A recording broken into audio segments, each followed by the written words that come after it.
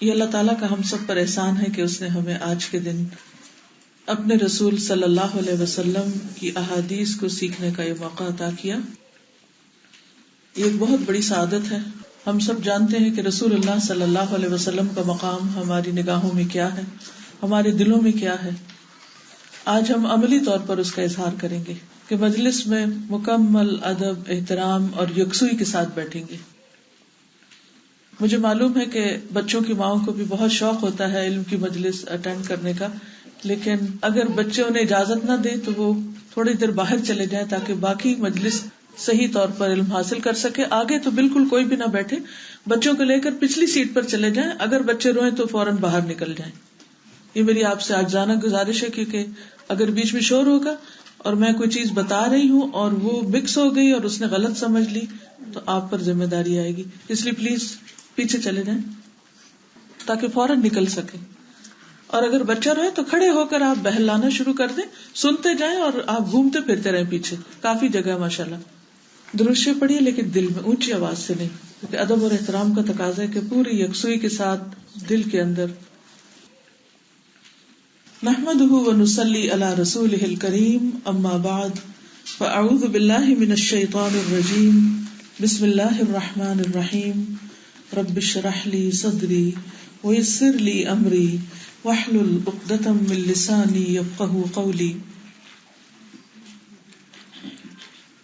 انشاءاللہ ہمارا طریقہ یہ ہوگا کہ میں سب سے پہلے عربی کے الفاظ پڑھوں گی اور آپ میرے پیچھے دہرائیں گے، کیونکہ خاص طور پر آپ لوگ جو طالب علم ہیں اور باقی بھی لوگ، وہ یہ اچھی طرح جان لیں، آپ اس وقت صرف لیکچر سنیں گے نہیں بلکہ حدیث سیکھیں گے. لیکچر سننے اور حدیث سیکھنے میں فرق ہوتا ہے. سننے میں کیا ہے کہ بس آپ مزے مزے کی باتیں سنتے رہیں اور بیچ میں سوئیں یا جاگیں یا کچھ بھی کریں تو کوئی فرق نہیں پڑتا. سیکھنے میں یہ ہوتا ہے کہ آپ اس وقت ٹیکسٹ کو دیکھ بھی رہے ہیں، سن بھی رہے ہیں اور اس کے ساتھ آپ پارٹیسپیٹ بھی کر رہے ہیں، یعنی اسے بول کر دہرا بھی رہے ہیں جہاں آپ کو پڑھنے کے لیے کہا جائے گا. پھر اسی طرح آپ کے پاس کاغذ اور پین بھی ہوگا اور آپ اہم نکات کو لکھیں گے بھی. ٹھیک ہے؟ تو کیا کیا کریں گے؟ سنیں گے غور سے، ٹیکسٹ کو دیکھیں گے، دہرائیں گے یعنی بولیں گے بھی، اور اہم نکات کو لکھیں گے بھی. تو سیکھنے کے عمل میں سننا، دیکھنا، بولنا اور لکھنا، یہ 4 کام ہوتے ہیں. طالب علم 4 کام کرتا ہے. اور اس کا فائدہ کیا ہوگا؟ اس کا فائدہ یہ ہوگا کہ انشاءاللہ اس طرح آپ جو کچھ سیکھیں گے وہ آپ بھولیں گے نہیں. دوسرا فائدہ یہ ہوگا کہ آپ اس علم کو دوسروں کے ساتھ شیئر کر سکیں گے. رسول اللہ صلی اللہ علیہ وسلم نے فرمایا، نضر اللہ امرأ سمع مقالتی فوعاها، اللہ اس شخص کو تر و تازہ کر دے. نضر اللہ امرأ، وہ شخص فریش ہو جائے، تر و تازہ ہو جائے، خوش ہو جائے، بارونق ہو جائے. سمع مقالتی، جو میری بات سنے، میرے قول کو سنے، یعنی آپ کے فرمان کو سنے. فوعاها، پھر اس کو یاد کر لے. یعنی صرف سنے نہیں کہ ایک کان سے سنے دوسرے سے نکال دے، بلکہ اس کو اچھی طرح یاد بھی کر لے. اور یاد کرنے کے بعد فبلغها كما سمعها فأداها كما سمعها، جیسا اس کو سنے پھر اس کو آگے بتائے بھی. تو آپ لوگ انشاءاللہ اس حدیث کو اپنے گھر والوں کے ساتھ یا دوستوں کے ساتھ یا کسی نہ کسی کے ساتھ شیئر بھی کریں گے. تو رسول اللہ صلی اللہ علیہ وسلم کی جو بشارت ہے وہ آپ پر انشاءاللہ پوری آ جائے گی. ہم عام طور پر زندگی میں کیا چاہتے ہیں کہ ہماری زندگی میں کوئی خوشی ہو، کوئی جینے کی امنگ ہو، کوئی رمق ہو، ہم اس لائف کو انجوائے کر سکیں، ہماری زندگی کے اندر جو خلا ہے وہ پورا ہو سکے. تو بعض اوقات ہمیں یہ نہیں پتا ہوتا کہ وہ کس چیز سے پورا ہوگا. کچھ لوگ کھانے سے پورا کرنے کی کوشش کرتے ہیں، کچھ پہن کر، کچھ سو کر، کچھ ادھر ادھر سیر و تفریح کر کے، لیکن اصل چیز بھولے ہوئے ہوتے ہیں. اور وہ کیا ہے کہ وہ کام جو ہمارے پیدا کرنے والے نے ہمیں بتائے اور جن کے ذریعے ہمیں بتائے، انہوں نے جو کچھ طریقے ہمیں سکھائے، وہ ہم عام طور پر یاد نہیں رکھتے. تو اس لیے بہت ضروری ہے کہ سب سے سچی بات اللہ سبحانہ وتعالیٰ کی، اور پھر وہ جو آپ نے رسول اللہ صلی اللہ علیہ وسلم کو دی، اور آپ الصادق المصدوق، الصادق الامین، سچے، اور جو کچھ آپ نے فرمایا وہ بالکل سچ ثابت ہوا. ان کے بتائے ہوئے طریقے اور ان کی بتائی ہوئی بات پر پورا ایمان اور یقین رکھتے ہوئے ہم ان چیزوں کو لے لیں جو ہمیں دی گئی، تو انشاءاللہ اس پر عمل کر کے ہماری زندگی میں واقعی ایک خوشی آ سکتی. کیونکہ آپ نے تو کبھی دور جاہلیت میں، یعنی کہ اسلام سے پہلے کا جو دور تھا، اس میں بھی کبھی آپ نے غلط بات نہیں کہی تھی. آپ کے دشمن بھی آپ کو سچا مانتے تھے. تو یہ کیسے ہو سکتا ہے کہ وہ ایک پیغمبر ہو کر کوئی ایسی بات کرے کہ جس کے اندر کوئی حقیقت نہ ہو یا جو سچ نہ ہو؟ تو ہماری خوش قسمتی ہے اس وقت جب ہم آپ کو سچا مانتے ہوئے، آپ کی باتوں کو سچ سمجھتے ہوئے ان کو اسی طرح اختیار کر لیں جیسے وہ ہمیں دی گئی ہیں. تو اصل کامیابی اسی میں ہے. جیسے قرآن مجید میں بھی آتا ہے وَمَن يُطِعِ اللَّهَ وَرَسُولَهُ فَقَدْ فَازَ فَوْزًا عَظِيمًا، جو اللہ اور اس کے رسول کی اطاعت کرے گا وہ عظیم الشان کامیابی پائے گا، اعلیٰ ترین، سب سے بہترین کامیابی. تو انشاءاللہ العزیز اس کامیابی کو پانے کے لیے ہم پورے یقین کے ساتھ ان احادیث کا مطالعہ کریں گے. تو اس کے لیے تیار ہیں آپ؟ ٹھیک ہے نا، انشاءاللہ. تو اس وقت سے بھرپور فائدہ اٹھائے اور اس کی خیر و برکت ہماری زندگیوں میں جاری و ساری ہو جائے. تو سب سے پہلے حدیث کو آپ دہرائیں گے جیسے آپ قرآنی آیات کو دہراتے ہیں تاکہ صحیح پروننسیشن سیکھ سکیں. الحدیث العاشر، ان اللہ طیب لا يقبل الا طیبا. عن ابی ہریرہ رضی اللہ عنہ قال قال رسول اللہ صلی اللہ علیہ وسلم ان اللہ طیب لا يقبل الا طیبا وان اللہ امر المؤمنین بما امر به المرسلین فقال تعالی یا ایھا الرسل کلوا من الطیبات واعملوا صالحا وقال تعالی یا ایھا الذین آمنوا کلوا من طیبات ما رزقناکم ثم ذکر الرجل یطیل السفر اشعث اغبر یمد یدیہ الی السماء یا ربی یا ربی ومطعمہ حرام ومشربہ حرام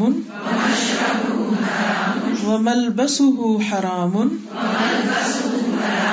وغذی بالحرام فأنى يستجاب له. رواہ مسلم. اب میں عربی میں پوری پڑھوں گی اور آپ سنیں گے غور سے. عن ابی ہریرہ رضی اللہ عنہ قال قال رسول اللہ صلی اللہ علیہ وسلم ان اللہ طیب لا يقبل الا طیبا وان اللہ امر المؤمنین بما امر به المرسلین فقال تعالی یا ایھا الرسل کلوا من الطیبات واعملوا صالحا وقال تعالی یا ایھا الذین آمنوا کلوا من طیبات ما رزقناکم ثم ذکر الرجل یطیل السفر اشعث اغبر یمد یدیہ الی السماء یا ربی یا ربی ومطعمہ حرام ومشربہ حرام وملبسہ حرام وغذی بالحرام فأنى يستجاب له. رواہ مسلم. اب لفظی ترجمہ ہوگا اور آپ کے پاس جو ٹیکسٹ ہے اس کے نیچے جو خالی جگہ ہے یہاں پر آپ ترجمہ لکھ لیجئے. ٹھیک ہے. الحدیث العاشر، 10ویں حدیث، حدیث نمبر 10. ان اللہ طیب، بے شک اللہ پاک ہے، لا يقبل، نہیں قبول فرماتا، الا طیبا، مگر پاک چیز. ان ابی ہریرہ، ابو ہریرہ رضی اللہ عنہ سے روایت ہے، قال، کہتے ہیں، قال رسول اللہ صلی اللہ علیہ وسلم، فرمایا رسول اللہ صلی اللہ علیہ وسلم نے، ان اللہ، بے شک اللہ تعالی، طیب، پاک ہے، لا يقبل، نہیں قبول کرتا، الا، مگر، طیبا، پاک. وَإِنَّ اللَّهَ، اور بے شک اللہ تعالی نے، امر، حکم دیا، المؤمنین، مومنوں کو، بما، ساتھ اس کے جو، امر، اس نے حکم دیا، بہی، اس کا، المرسلین، رسولوں کو. فقال تعالی، تو فرمایا اللہ تعالی نے، یا ایھا الرسل، اے رسولو، کلو، کھاؤ، من الطیبات، پاکیزہ چیزوں میں سے، وعملوا، اور عمل کرو، صالحا، نیک. وقال تعالی، اور فرمایا اللہ تعالی نے، یا ایھا الذین آمنوا، اے لوگو جو ایمان لائے ہو، کلو، کھاؤ، من طیبات، پاکیزہ چیزوں میں سے، ما رزقناکم، جو رزق دیا ہم نے تم کو. ثم، پھر، ذکر، ذکر کیا، الرجل، ایک شخص کا. ثم، پھر، ذکر، ذکر فرمایا، یعنی رسول اللہ صلی اللہ علیہ وسلم نے، الرجل، ایک شخص کا، ایک آدمی کا. یطیل، لمبا کرتا ہے، السفر، سفر، یعنی لمبا سفر کرتا ہے، طویل سفر کرتا ہے. اشعث، پریشان بال، اغبر، غبار آلود، ڈسٹی. یمد، پھیلاتا ہے، یدیہ، اپنے دونوں ہاتھ، الی السماء، آسمان کی طرف. یا رب، اے رب، یا رب، اے میرے رب. و، حالانکہ، مطعمہ، اس کا کھانا، حرام، حرام ہے. ومشربہ، اور اس کا پینا، حرام، حرام ہے. وملبسہ، اور اس کا لباس، حرام، حرام کا ہے. وغذی، اور غذا دیا گیا یا کھلایا گیا، بالحرام، حرام کے ساتھ. فأنا، تو کیوں کر، کیسے، یستجاب، دعا قبول ہو، لہو، اس کے لیے، تو اس کی دعا کیسے قبول ہو. رواہ مسلم، اسے مسلم نے روایت کیا ہے. اب اس حدیث کو عربی میں سنیے. دوبارہ اپنے ٹیکسٹ کو آپ غور سے دیکھیں گے. عن ابی ہریرہ رضی اللہ عنہ قال قال رسول اللہ صلی اللہ علیہ وسلم ان اللہ تعالی طیب لا يقبل الا طیبا وان اللہ امر المؤمنین بما امر به المرسلین فقال تعالی یا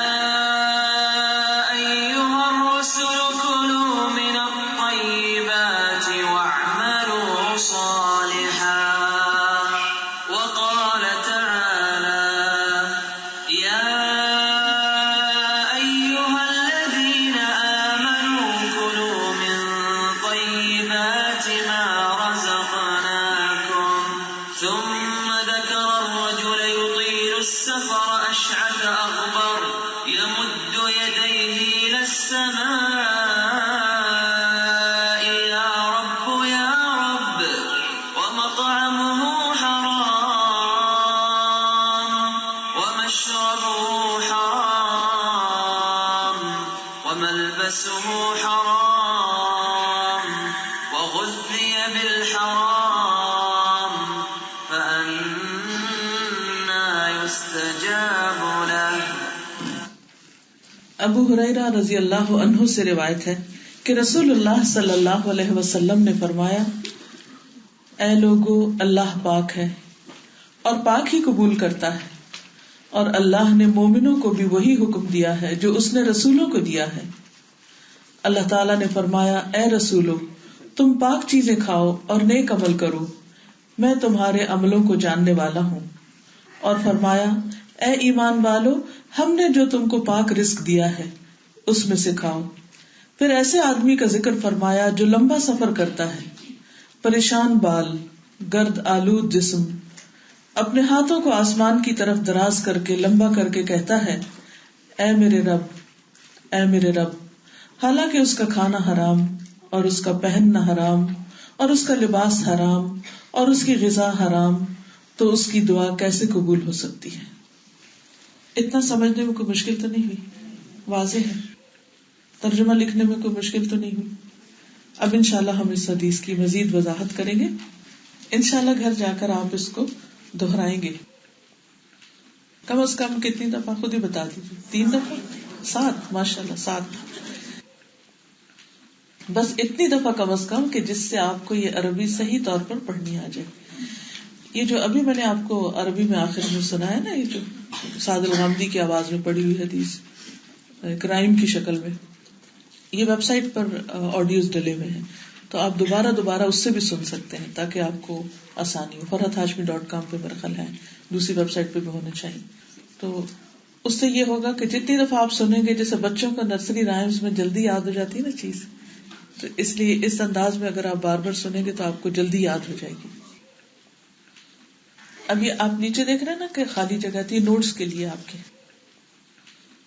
اصل میں اگر یہ آپ گھر جا کے اپنے اس کو دوبارہ کھول کے اپنی مرضی سے اسٹیپل کر لیں، تو اگر سامنے والے حصے میں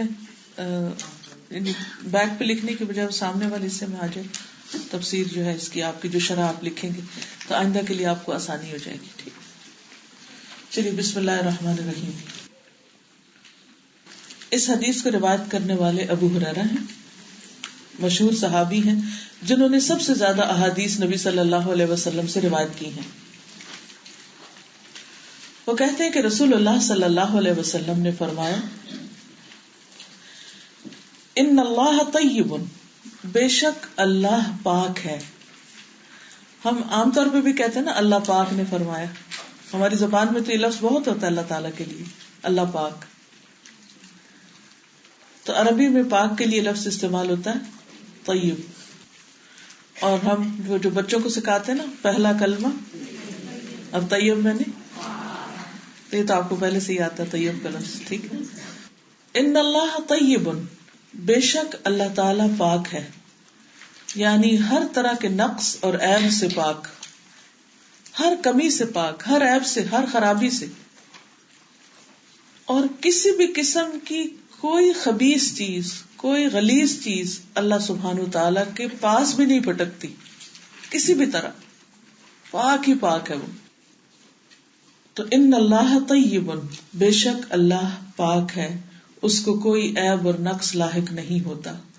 وہ اپنی ذات میں، اپنے اسماء اور صفات میں، یعنی اپنے ناموں میں، صفات میں، اپنے احکام میں، یعنی جو حکم وہ دیتا ہے، اپنے کاموں میں، اور ہر وہ چیز جو اللہ سبحانہ وتعالی کی طرف سے آتی ہے، وہ سب کے سب پاک ہے، وہ سب طیب ہے. ان میں سے کوئی بھی چیز گھٹیا نہیں، ان میں سے کوئی بھی چیز سب اسٹینڈرڈ نہیں، سب سے بہترین ہے. آپ کو کبھی پلانیٹوریم جانے کا اتفاق ہوا؟ آپ میں سے کسی نے وزٹ کیا پلانیٹوریم، یا کوئی آپ گئی وہاں کیا دیکھا آپ نے؟ آپ بتائیں گی؟ اور کیسا لگا آپ کو؟ اس میں بڑے پلانٹ سے اور پھر ان کی موویز دکھا رہے ہوں گے کہ کس طرح ان کی سرکولیشن ہوتی ہے. کل مجھے ایڈنبرا کے ڈائنامک ارتھ میں جانے کا اتفاق ہوا. It's worth seeing. اور مجھے ایسا لگتا ہے جیسے کل سے میں گم ہوں کسی اور ہی دنیا میں. ایک ستاروں سیاروں کی دنیا ہے, ایک سمندر کی دنیا ہے, ایک ہواؤں اور فضاؤں کی ہے, بادلوں کی ہے, والکینوز کی ہے جو پہاڑوں میں جو ایرپشن ہوتی ہے, اور سمندر کے اندر سے جس طرح وہ ایرپٹ کر رہے ہوتے ہیں. الحمدللہ کل مجھے سادہ کے ساتھ دیکھنے کا موقع ملا پلانیٹوریم, تو وہاں جا کے اللہ تعالیٰ کی وسعت کا احساس بہت زیادہ ہوا کہ اللہ واقعی کتنا بڑا ہے, اور وہ کتنی دنیاؤں کو دیکھ رہا ہے, اور کتنی چیزوں کا وہ خیال رکھ رہا ہے, اور کتنے اس نے سسٹم بنائے ہوئے ہیں جہاں وہ چل رہے ہیں. ہم تو وہاں تک پہنچ ہی نہیں سکتے, اور ہماری سوچ بھی نہیں وہاں جا سکتی کہ چھوٹے چھوٹے کیڑے ہیں جو ہم کو پتہ بھی نہیں وہ وہاں کہاں پہ ہیں, اور اللہ ان کے لیے بھی پرووائڈ کر رہا ہے. صحرا میں کیڑے ہیں ان کے لیے بھی وہ پرووائڈ کر رہا ہے. تو اللہ تعالیٰ کی وسعت کا جو احساس ہوا, استاد کے ساتھ کل ایک دعا سیکھی تو اس کا تھا کہ بِأَنَّ لَكَ الْحَمْدُ, کہ تیری تعریف اس لیے کر رہے ہیں. تو کل اس بات کا احساس ہوا کہ اس لیے کرتے ہیں اس کی تعریف. تو اگر آپ نے زندگی میں کبھی بھی کوئی ایسا منظر دیکھا ہو, یا کبھی سیاہ رات میں آسمان پر ستارے دیکھے ہوں, اور کبھی سمندر کے کنارے جانے کا اتفاق ہوا ہو, اور سمندر کی وسعتیں اور ٹھاٹھے مارتی ہوئی لہریں, اور کبھی آپ نے کبھی اسکرین پر والکینوز دیکھے ہوں کہ کس قدر دھواں ان کے اندر سے نکلتا ہے, اور کیسے لاوا باہر ابل ابل کے آ رہا ہوتا ہے, اور کس طرح بڑے بڑے جزیرے بن جاتے ہیں سمندر کے اندر اس لاوے کے پھٹنے کی وجہ سے. اللہ سبحانہ و تعالیٰ کی عظمت کا ہم تو اندازہ بھی نہیں لگا سکتے, سوچ بھی نہیں سکتے. اور ہم اس زمین پر رہتے ہوئے جب چند نعمتیں ہمیں ملتی ہیں تو ہم تکبر میں مبتلا ہو جاتے ہیں. ہم سمجھتے ہیں ہم بڑی چیز ہیں اور کوئی ہمارے برابر کا نہیں ہے, اور بھول جاتے ہیں کہ اللہ سبحانہ و تعالیٰ نے کس طرح 7 آسمان اور ان کے اوپر جو مخلوق ہے, اور جس طرح فرشتے ہیں اور ستارے اور سیارے اور پہاڑ اور دریا اور سمندر, کیا کچھ بنا رکھا ہے, اور ان سب چیزوں کی نگرانی بھی کر رہا ہے, اور ایک کی نگرانی کرتے ہوئے دوسرے سے غافل نہیں ہوتا, ہمیشہ سے قائم ہے, زندہ ہے, اس کو نیند نہیں آتی, اونگ نہیں آتی, یعنی وہ سوتا ہی نہیں, ہر لمحہ وہ نگرانی کر رہا ہے.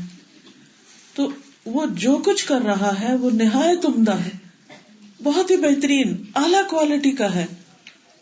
ان اللہ طیب,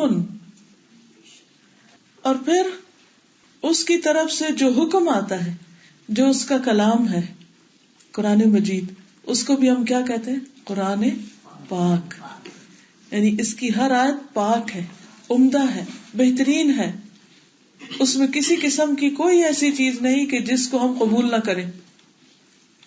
ہوتا نا کہ بندے 4 باتیں کرتے ہیں, 2 اس میں سے آپ کو اچھی لگتی ہے تو 2 آپ کو پسند نہیں آتی, آپ ان کو ادھر ہی ریجیکٹ کر دیتے, یہ وہ کتنی نان سینس بات کر رہا ہے. لیکن اللہ سبحانہ و تعالیٰ کی ہر بات ہی بہت بہترین ہے. تو اس نے ان اللہ طیب,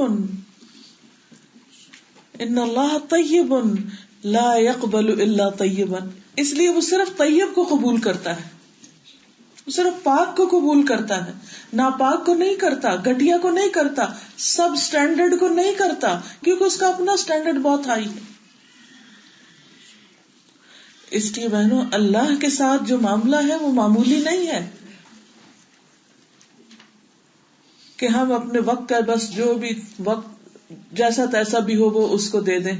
جو بڑھاپے کا وقت ہے جس میں ہم کسی کام کے قابل نہ رہیں, کہ اب سارے کاموں سے ریٹائر ہو گئے, چلو اب عبادت ہی کر لیتے ہیں, تہجد پڑھ لیتے ہیں, یا کوئی قرآن ہی پڑھ لیتے ہیں, کہیں اچھا ٹائم پاس کر لیتے ہیں, چلو اب حج کو چلے جاتے ہیں.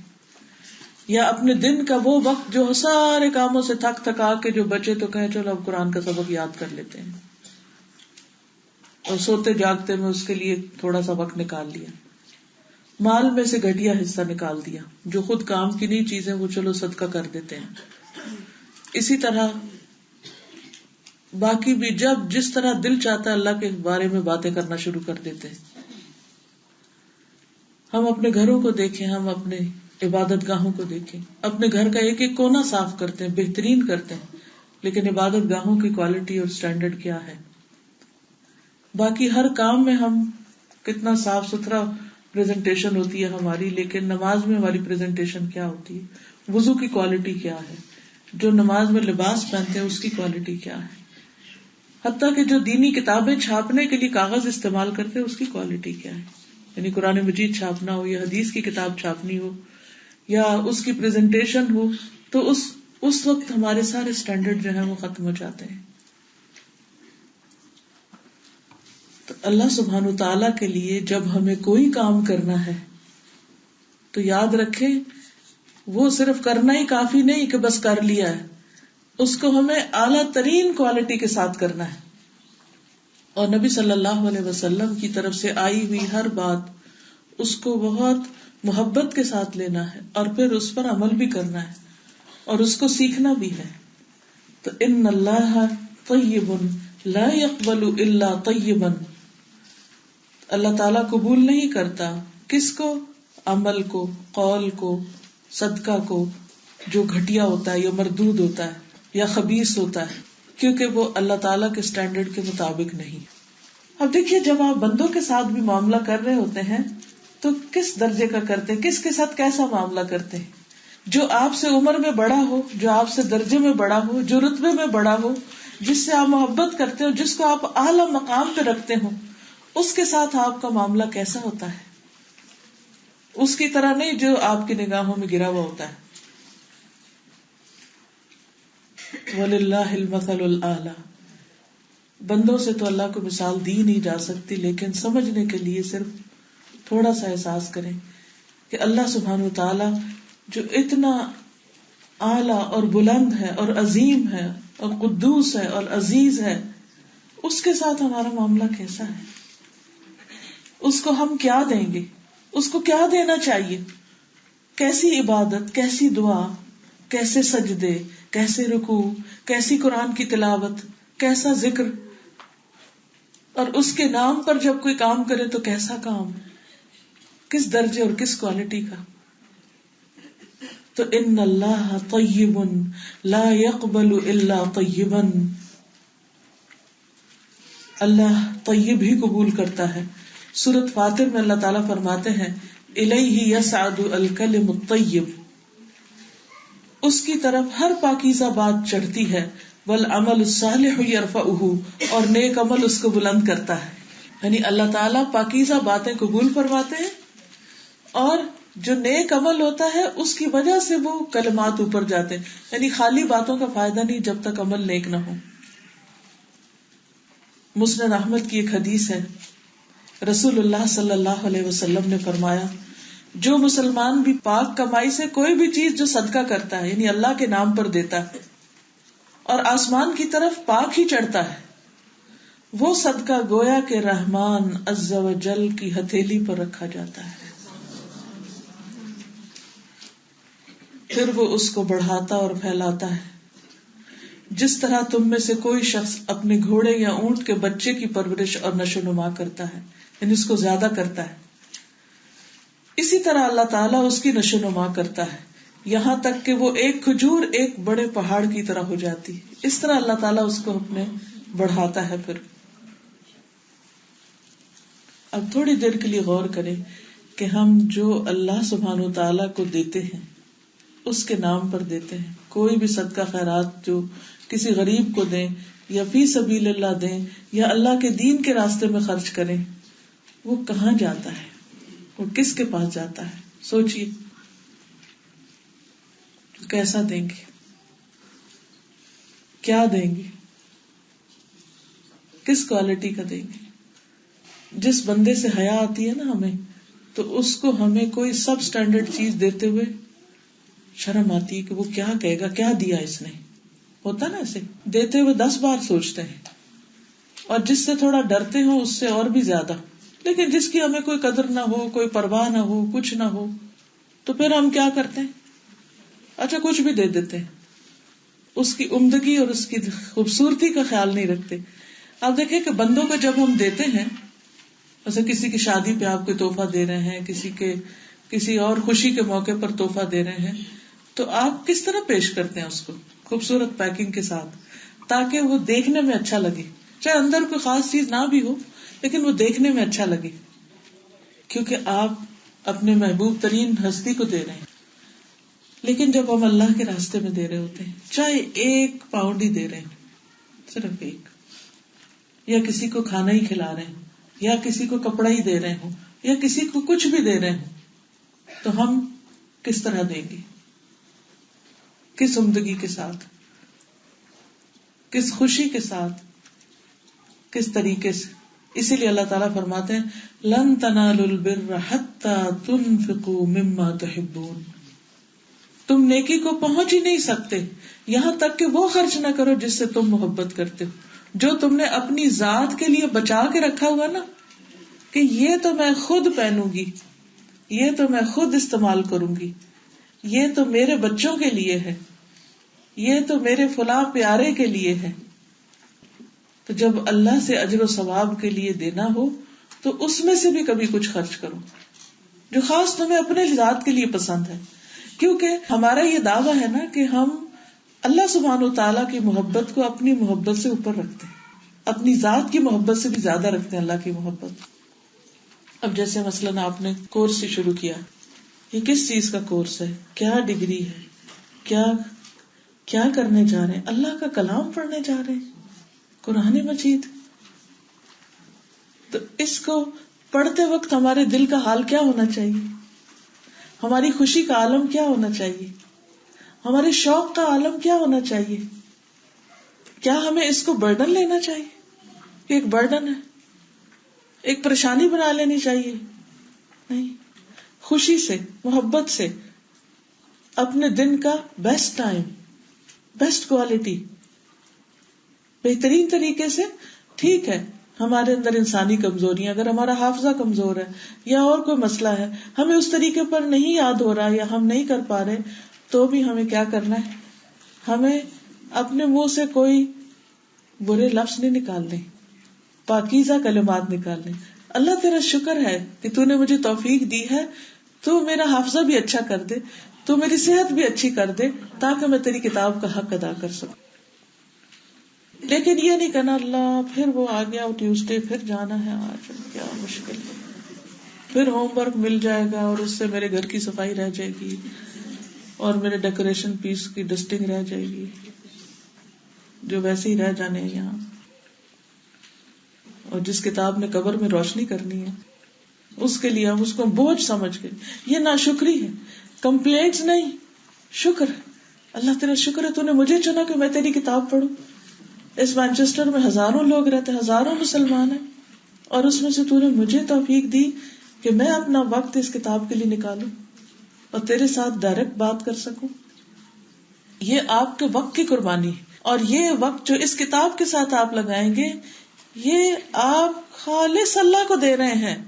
یہ وقت کا صدقہ ہے, یہ زندگی کا صدقہ ہے, یہ اپنی جان کا صدقہ ہے, اپنے علم کا صدقہ ہے, اپنی نگاہوں کا صدقہ ہے, اپنی زبان کا, اپنے کانوں کا, اپنے مال کا جو اس رستے میں آپ لگائیں گے. اور یہ سب کچھ آپ کس کے لیے کر رہے ہیں؟ دنیا میں کسی نام کے لیے نہیں کر رہے, یہ تو اللہ سبحانہ و تعالیٰ سے اپنے تعلق کو مضبوط کرنے کے لیے کر رہے ہیں. تو اس کو طیب بنانا ہے, پاکیزہ بنانا ہے, عمدہ بنانا ہے, بیسٹ پریزنٹیشن, اور خوشی کے ساتھ کرنے والی چیز, نمبروں کے لیے نہیں, دنیا سے کچھ چاہنے کے لیے نہیں, اللہ سبحانہ و تعالیٰ سے تعلق استوار کرنے کے لیے. لیکن اگر کوئی شخص اللہ کی راہ میں خبیث چیز دیتا ہے, گھٹیا چیز دیتا ہے یا حرام چیز دیتا ہے, تو وہ اللہ تعالیٰ کو قبول نہیں کرتے, اللہ تعالیٰ کو پسند نہیں. جبکہ پاک چیز جو ہے اس کو اللہ سبحانہ و تعالیٰ کس طرح قبول فرماتے ہیں, اس کو گرو کرتے ہیں, وہ اتنی نہیں رہتی. مثلا آپ ایک کھجور صدقہ کرتے ہیں اللہ کے راستے میں, خوشی سے دیتے ہیں صرف اللہ کی محبت کے لیے, اور یہ سوچ کے کہ اس کے بدلے مجھے اللہ کا دیدار نصیب ہو, مجھے بندوں سے کچھ نہیں چاہیے, مجھے کوئی لالچ نہیں کہ یہ بندہ مجھے پلٹ کے کچھ دے, قطعاً کسی بھی قسم کا چھوٹا سا بھی واپس نہیں چاہیے. ایک تو آپ کے دل کو بڑا ہی چین اور اطمینان آ جائے گا, اور دوسرا جو آپ کو ملے گا وہ ایک کھجور نہیں ایک پہاڑ ملے گا, اور آپ کی نیت ہی اللہ کا دیدار. اس سے بڑھ کے پھر کیا چاہیے؟ اور کتنے بڑے بڑے سودے, کتنے بڑے بڑے نفع ہیں آپ کے لیے, لیکن ہم کتنی گھٹیا چیزوں کے اوپر اپنے آپ کو قربان کر ڈالتے ہیں اور اپنی ساری انرجیز کو ضائع کر دیتے ہیں. ہمارے دن بھر کا اکثر رونا دھونا کڑنا کیا ہوتا ہے؟ میں نے فلاں کے ساتھ یہ اتنا اچھا کیا، اس نے تو میرے ساتھ کچھ بھی نہیں کیا. اچھا اس میں کیا ہوتا ہے؟ ہماری ساری پازیٹیو انرجی چلی جاتی ہے اور ساری نیگیٹیوٹی اور کڑواہٹ اور غصہ اور غم اور دکھ اور رنج اور پریشانی وہ ہم مول لے لیتے ہیں، حالانکہ حاصل اس سے کچھ بھی نہیں ہوتا. تو لیٹ اٹ گو کہ اللہ سبحانہ وتعالیٰ میں نے آپ کے لیے جانے دیا، اگر اس کے بدلے مجھے آپ کا دیدار نصیب ہو جائے تو مجھے تو کوئی مسئلہ ہی نہیں. اور جو انرجی آپ نے دی ہے میں ان فضول باتوں میں نہیں گزاروں گی، میں اس کو بھی تیری عبادت، تیرے ذکر اور تیرے بندوں کی خدمت میں لگا دوں گی، اور مجھے اس پر کوئی غم نہیں، کیونکہ مجھے تجھ سے بدلہ چاہیے. تیری حکومت تو زمین و آسمان کے اوپر ہے اور بندے تو کسی چیز کے مالک نہیں. ان کے پاس جو ہے وہ ادھار ہے، تھوڑے دن میں وہ بھی ختم ہو جائے گا، وہ بھی چھوڑ کے چلے جائیں گے. کیونکہ وہ تھوڑا سا صدقہ بھی کیا ہے انسان کے لیے پہاڑ برابر ہو جاتا ہے. اس کے برعکس جس نے مال حرام جمع کیا پھر اس کے ذریعے صدقہ کیا تو اس کے لیے اس میں کوئی اجر و ثواب نہیں، بلکہ اس کا اس پر گناہ ہوگا. تو دونوں میں فرق ہو گیا نا، پاک پر اجر عظیم اور حرام پر الٹا پکڑ کہ تم کیا لائے ہو میرے پاس. مثلاً آپ دیکھیے، اگر کوئی آپ کو بڑا پیارا سا گفٹ دے رہا ہو تو بظاہر آپ دیکھ کے خوش ہوں، لیکن آپ کو پتا چلے تو کسی کا چوری کر کے لا، تو آپ بتائیے لیں گے؟ وہ لیں گے؟ یہ کہہ رہی ہے کہ ہمیشہ کے لیے ناراض ہو جائیں گے اس سے. بہت اچھا سمجھا آپ نے حقیقت. اب آپ دیکھیے کہ اگر اللہ سبحانہ وتعالیٰ کو ہم چوری کے مال سے صدقہ دے رہے ہیں، وہ قبول کرے گا؟ ہو سکتا ہے بندوں کو تو پتہ ہی نہ چلے گا ہم کہاں سے لائے ہیں، کسی کا حق چھین کے لائے، کسی کا ضبط کر کے، غصب کر کے، کسی یتیم کا مال ہڑپ کر کے، یا کسی اور غلط ناجائز طریقے سے کما کے لائے ہیں. بندوں کو تو پتہ نہیں چلے گا، لیکن اللہ تعالیٰ تو اس کی پوری ٹریکنگ رکھتے ہیں کہ یہ اٹھا کہاں سے اور کہاں سے اسٹیپ بائی اسٹیپ اس تک پہنچا، اور یہ کیا فراڈ کر رہا ہے، صدقہ کر رہا ہے کسی کا مال. اللہ کو ایسا صدقہ نہیں چاہیے، وہ خبیث چیز نہیں پسند کرتا. تو اس لیے یہ حدیث بہت قابل غور ہے کہ اللہ سبحانہ وتعالی خبیث پسند نہیں کرتا. اسی طرح جیسے پہلے میں نے عرض کیا کہ گھٹیا چیز جو کسی کے بھی کام کی نہ ہو یا یہ کہ قابل استعمال نہ ہو. ایک ہوتا ہے کہ مثلاً آپ کے کام کی نہیں ہے لیکن دوسرے کے کام کی بہت ہے، یعنی صدقے کے نا لیولز ہیں. ایک تو آپ اعلیٰ ترین وہ کریں گے جو آپ کو بہت پسند ہے، ٹھیک ہے، وہ ہو گیا. اب کچھ چیزیں ایسی ہیں کہ جو آپ کو بس درمیانے درجے کی پسند ہے، نہ بہت زیادہ پسند ہے اور نہ ہی ایسی ہے کہ فضول ہے کہ آپ پھینک دیں، تو وہ بھی ٹھیک ہے، آپ کسی کو دے سکتے ہیں کیونکہ آپ خود بھی ایسی یوز کرتے ہیں، دوسروں کو بھی دے رہے ہیں. ایک وہ ہے جو آپ کے کام کی نہیں زائد پڑی ہیں، ایکسٹراز ہیں، کیونکہ آپ وہ کپڑا پہنتے نہیں یا آپ وہ چیز استعمال نہیں کرتے. کئی دفعہ ایسا ہوتا ہے شادی وغیرہ میں لوگ گفٹ لے آتے ہیں، باکسز وغیرہ لے آتے ہیں، اب وہ 4-5 چیزیں ایک ہی جیسی کوئی لے آیا تو آپ کیا کیا یوز کریں اور کتنا گھر میں سامان بھر کے رکھیں گے. تو آپ کیا سوچتے ہیں کہ چلو جو ایکسٹرا ہے یہ کسی کو دے دیتے. اسی طرح بعض اوقات کپڑے ہوتے ہیں بہت اچھے ہوتے ہیں لیکن آپ اس طرح کے نہیں پہنتے مگر دوسرے لوگ بڑی خوشی سے پہنتے ہیں، آپ وہ بھی دے سکتے ہیں، وہ بھی صدقہ ہے، ثواب ہوگا. ایک وہ ہے جو گھٹیا ہے، بیکار ہے، قابل استعمال ہی نہیں ہے، فضول ہے، جس کو دیں گے اس کے لیے بوجھ ہے، تو وہ آپ اس لیے اپنے سر سے اتار رہے ہیں کہ میرا بوجھ اتر کے کسی اور کے سر پہ پڑ جائے اور یہ صدقہ لکھا جائے، یہ احسان لکھا جائے. تو یہ نہیں ہوگا کسی کو بھی جب دے رہے ہوتے ہیں، کیونکہ غریب بھی اللہ کا بندہ ہی ہے نا. دیکھیے صدقہ کا جو مفہوم ہے اسلام میں وہ بہت وسیع ہے. اچھا کہ آپ نے بیچ میں پوچھ لیا. نبی صلی اللہ علیہ وسلم فرمائے کہ ایک شوہر اپنی بیوی کو جو لقمہ کھلاتا ہے وہ بھی صدقہ ہے. تو کسی کو بھی آپ کچھ دیتے ہیں، حتیٰ کہ ایک اسمائل کرنا، ایک اچھی بات بتانا، خندہ پیشانی سے ملنا، دوسرے کے کام کو اپریشیٹ کرنا، اور کسی کو رستہ دکھا دینا، کوئی سن نہیں پا رہا اونچا سنا دینا، اسی طرح کوئی تحفہ کسی کو دینا، کوئی آپ کے گھر آ گیا، ایون اپنے بچوں کو پکا کر جو آپ دے، یہ سب نیکی لکھی جاتی. اور ایک وہ ہوتا ہے جو صرف غریب کے لیے ہوتا ہے، یعنی مخصوص ہوتا ہے اور اس میں پھر خود نہیں کھا سکتے، یعنی آپ نے غریبوں کو دینے کی نیت سے کوئی چیز کی تو وہ بھی صدقہ ہے، وہ فقراء اور مساکین کے لیے ہوتا ہے، جیسے زکوٰۃ ہے، اسے خود نہیں لے سکتے. اسی طرح عشر ہے یا کوئی اور آپ نے مخصوص چیز کہ یہ اس نیت سے میں نے بکرا کیا ہے کہ صرف غریب کھائیں گے، تو اس میں سے آپ خود نہیں کھا سکتے. ہاں اگر آپ نے خود ارادہ کیا ہے کہ بکرا ذبح کریں گے، خود بھی کھائیں گے، غریبوں کو بھی دیں گے، ایک حصہ ہم رکھیں گے، باقی دے دیں گے، پھر آپ کھا سکتے ہیں. ٹھیک ہے. اچھا، اب کوئی بھی جو نیک عمل آپ اپنے ہاتھ کی کمائی سے یا محنت سے دوسرے کے لیے کر رہے ہوتے ہیں وہ صدقہ شمار ہو جاتا ہے. ٹھیک ہے. اب اور وہ کیسے ہوتا ہے کہ جو اللہ کی رضا کے لیے آپ کر رہے ہیں، اللہ کی خوشی کے لیے کر رہے ہیں، نیکی سمجھ کے کر رہے ہیں کہ اس سے بندگان خدا کی بھلائی ہو اور مجھے اس کے بدلے میں اجر ملے. یعنی اللہ سے اجر لینے کی خاطر جو کام آپ کسی کا کر رہے ہیں. ٹھیک ہے. اب مثلاً خبیث چیزوں کی بات ہوئی، گھٹیا کوالٹی کی بات، تو ہم دیکھتے کہ سورۃ البقرہ کی آیت نمبر 267 میں اللہ سبحانہ وتعالیٰ فرماتے ہیں جو تم نے کمائی ہے اور ان میں سے بھی جو ہم نے تمہارے لیے زمین سے نکالی ہیں، اور اس میں سے گندی چیز کا ارادہ نہ کرو جسے تم خرچ کرتے ہو، حالانکہ تم اسے کسی صورت لینے والے نہیں. یعنی جو چیز اپنے لیے نہیں پسند، یعنی کھانے پینے میں، وہ کسی غریب کو بھی مت دو، مگر یہ کہ اس کے بارے میں آنکھیں بند کر لو اور جان لو کہ بے شک اللہ بڑا بے پرواہ، بے حد خوبیوں والا ہے. یعنی اللہ تعالیٰ بہت بے نیاز ہے، اسے تمہارے ان صدقوں کی ضرورت نہیں ہے. تو جس طرح اللہ سبحانہ وتعالیٰ طہارت کے بغیر نماز قبول نہیں کرتے، یعنی وضو کیے بغیر کوئی نماز شروع کر دے، اسی طرح حرام مال سے دیا ہوا صدقہ بھی قبول نہیں فرماتے. یہ صحیح مسلم کی روایت ہے. تو خبیث اور حرام دونوں ہی قبول نہیں. اسی طرح زکوٰۃ میں بھی خبیث چیز نہیں دینی چاہیے. ابو امامہ بن سہل بن حنیف رضی اللہ عنہ اس آیت کی تفسیر کریمہ کے سلسلے میں روایت کرتے ہیں وَلَا تَيَمَّمُوا الْخَبِيثَ مِنْهُ تُنْفِقُونَ، کہ اس سے مراد کھجور کی بہت خراب قسم جعرور اور حبیق ہے. دو قسمیں، جیسے برنی کھجور ہوتی نا، اجوا کھجور ہوتی، تو اسی طرح دو کھجوروں کی قسمیں جو بڑی گھٹیا قسم کی ہوتی ہیں، ان کا نام ہے جعرور اور لون حبیق. تو رسول اللہ صلی اللہ علیہ وسلم نے زکوٰۃ میں ردی اور ناقص مال کو قبول کرنے سے منع کیا. یعنی آپ کے کھجوروں کے بہترین درخت ہوں اور ان میں سے جو بالکل ردی قسم کی کھجوریں وہ آپ زکوٰۃ میں دیں تو یہ درست نہیں. اسی طرح نفل صدقات میں بھی نہیں دینی چاہیے. ابھی صدقات کی دو قسمیں میں نے بتائی نا، ایک فرض ہوتی ہے اور ایک نفل ہوتی ہے. تو فرض میں بھی نہیں دینی جیسے زکوٰۃ میں، اور نفل میں بھی نہیں دینی. ٹھیک ہے، سمجھ آ گئی اتنی بات؟ جو چیز سمجھنا ہے آپ بعد میں سوال جواب میں پوچھ سکتے ہیں.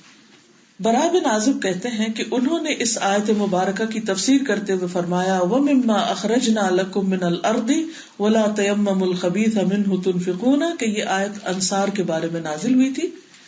انصار کی عادت تھی کہ جب کھجور کے درختوں کا پھل اتارا جاتا، کھجور کے درخت کے پھل اترتے، کٹھے کٹھے خوشے اتارتے، تو اپنے باغوں سے کھجوروں کے چند خوشے صدقے کے طور پر نکالتے اور ان کو رسول اللہ صلی اللہ علیہ وسلم کی مسجد میں 2 ستونوں کے درمیان ایک رسی پہ لٹکا دیتے. یعنی وہ بڑے بڑے خوشے ہوتے تھے یا کھجوروں کے جو گچھے، ان کو لا کے تو رسی کے اوپر لٹکا دیتے. اب جو بھی مسجد میں داخل ہوتا تو جیسے کھجور سے کے درخت سے کوئی جیسے توڑ کے کھا رہا تو وہ لوگ توڑ کے کھا لیتے جس کو ضرورت ہوتی. نادار مہاجرین اس میں سے حسب ضرورت کھا لیتے. بعض اوقات کوئی آدمی ان میں نکمی کھجوروں کا خوشہ بھی شامل کر دیتا اور یہ خیال کرتا کہ اتنے بہت سے رکھے جانے والے خوشوں میں اس کا یہ خوشہ بھی دینے سے گزارا ہو جائے گا. یعنی سارے لوگ اچھے اچھے لاتے تو کہ ایک شخص گھٹیا لا کے اس کے اندر ایسے ہی گھسا دیتا تاکہ وہ بھی بیچ میں سے نکل جائے، بھی صدقہ ہو جائے. الگ سے دیتے ہوئے بعض اوقات یہ ہے کہ شرم کی بات ہے، کوئی کیا کہے گا، تو چلو اس کے اندر ایسے ہی ڈال دیتے ہیں. تب آپ دیکھیں کہ اللہ سبحانہ وتعالیٰ کو پتہ نہیں چلے گا. جن لوگوں نے ایسا کیا تھا ان کے بارے میں یہ آیت نازل ہوئی وَلَا تَيَمَّمُوا الْخَبِيثَ مِنْهُ تُنْفِقُونَ، یعنی نکمی کھجوریں دینے کا ارادہ نہ کرو، حالانکہ اگر وہ تمہیں تحفے کے طور پر دی جائیں تو تم انہیں قبول نہیں کرو گے، کبھی استعمال نہیں کرو گے، سوائے اس کے کہ دینے والے کی شرم سے قبول کر لو کہ اب یہ مائنڈ کرے گا اگر میں نے نہ لیا. تمہیں یہ ناراضی محسوس ہوگی کہ اس نے تمہیں تحفے میں وہ چیز بھیجی ہے جو تمہارے کام کی نہیں. اس لیے تمہیں معلوم ہونا چاہیے کہ اللہ تعالیٰ تمہارے صدقات سے بے نیاز ہے، غنی حمید. تو اس سے کیا بات پتہ چلتی کہ صرف ظاہری نہیں، چھپا کے بھی کوئی چیز بیچ میں ایسی نہیں گھسانی چاہیے کہ جو گھٹیا ہو، جو قابل استعمال نہ ہو. گھٹیا کو آپ کیسے کہہ سکتے ہیں؟ جو قابل استعمال نہیں، جو خود نہیں کھا سکتے، خود کوئی پسند نہیں. عوف بن مالک کہتے ہیں کہ رسول اللہ صلی اللہ علیہ وسلم نکلے اور آپ کے ہاتھ میں لکڑی تھی، یعنی آپ آ رہے تھے تو ایک سٹک پکڑی ہوئی تھی آپ نے. ایک آدمی خشک اور خراب قسم کی کھجور لٹکا کے چلا گیا. آپ صلی اللہ علیہ وسلم اس لکڑی کو کھجور کے خوشے پہ مارنے لگے، یعنی وہ ڈنڈا اس خوشے پہ مارنے لگے. پھر فرمایا اگر اس کا مالک چاہتا تو وہ عمدہ قسم کی کھجور دے سکتا تھا. بلا شبہ قیامت کے دن وہ شخص ایسی ہی خراب کھجور کھائے گا. اور آپ دیکھیے کہ اس دن تو پھر کچھ اور ہم لا نہیں سکتے کہیں سے. دنیا میں تو اگر کسی نے ہمیں کوئی گھٹیا چیز دے دی تو ہم کیا کرتے ہیں؟ ہم رکھ کے یا پھینک کے کوئی اور لے آتے ہیں جا کے اپنی مرضی کی. لیکن قیامت کے دن کہاں سے لائے گا کوئی؟ تو اس لیے بہت ضروری ہے کہ جب ہم اللہ سبحانہ وتعالیٰ کے ساتھ معاملہ کریں تو اخلاص والا کریں، صاف ستھرا کریں، اور یہ سوچ کے کریں کہ اس کا بدلہ ہمیں اس سے بہترین ملنے والا ہے. تو اب ظاہر ہے کہ جو گھٹیا دے گا اس کو گھٹیا ہی ملے گا نا واپس، جیسا کرو گے ویسے ہی بھرو گے. تو حدیث کو دیکھیے، ان اللہ طیب لا يقبل الا طیبا، وان اللہ، اور بے شک اللہ سبحانہ وتعالی نے، امر المؤمنین، مومنوں کو حکم دیا ہے، بما امر به المرسلین، جس کا رسولوں کو حکم دیا گیا ہے. رسولوں کو اللہ تعالیٰ نے کیا حکم دیا ہے؟ یا ایھا الرسل کلوا من الطیبات واعملوا صالحا، اے رسولو کھاؤ پاکیزہ چیزوں میں سے اور نیک عمل کرو. پاکیزہ کھاؤ اور نیک عمل کرو. آپ اس کو بتائے گا کہ رسولوں کو اللہ تعالیٰ نے کیا حکم دیا؟ دو چیزوں کا، پاکیزہ کھاؤ اور نیک عمل کرو. یعنی لو اچھا، کھاؤ اچھا، اور کام بھی اچھا، دو بھی اچھا. اچھا لو، اچھا دو، اچھا کھاؤ، اچھا کرو. تو اعمال میں سے بھی اچھا کرو، عمل بھی صالح کرو، کھاؤ بھی اچھا اور عمل بھی صالح. تو عمل صالح کون سا ہوتا ہے؟ جو شریعت کے موافق ہوتا ہے، جس میں اخلاص ہوتا ہے اور جو سنت کے مطابق ہوتا ہے، نبی صلی اللہ علیہ وسلم کے طریقے کے مطابق ہوتا ہے. اور مالوں میں سے طیب کیا ہوتا ہے؟ جو حلال طریقے سے کمایا گیا ہو، کیونکہ جو کام حرام طریقے سے کمایا جاتا ہے وہ خبیث ہوتا ہے، دیکھنے میں بھی خبیث، ٹھیک نہیں، گھٹیا کوالٹی، اور جو کمایا غلط طریقے سے وہ بھی ٹھیک نہیں. اس سے یہ بھی پتہ چلتا ہے یا اور رسول کہہ کے کہ اللہ تعالیٰ نے رسولوں کو بھی عمل کا حکم دیا ہے، اور جیسا ان کو حکم دیا ویسے اہل ایمان کو بھی دیا ہے. اب اس کو مثال سے سمجھے کہ دو شرائط لگائی گئی، ایک ہے طیب کی اور ایک ہے حلال کی. طیب اور حلال، ٹھیک ہے. طیب ہوتا ہے جو دیکھنے میں بھی صاف ستھرا ہو اور خوشگوار ہو، عمدہ ہو.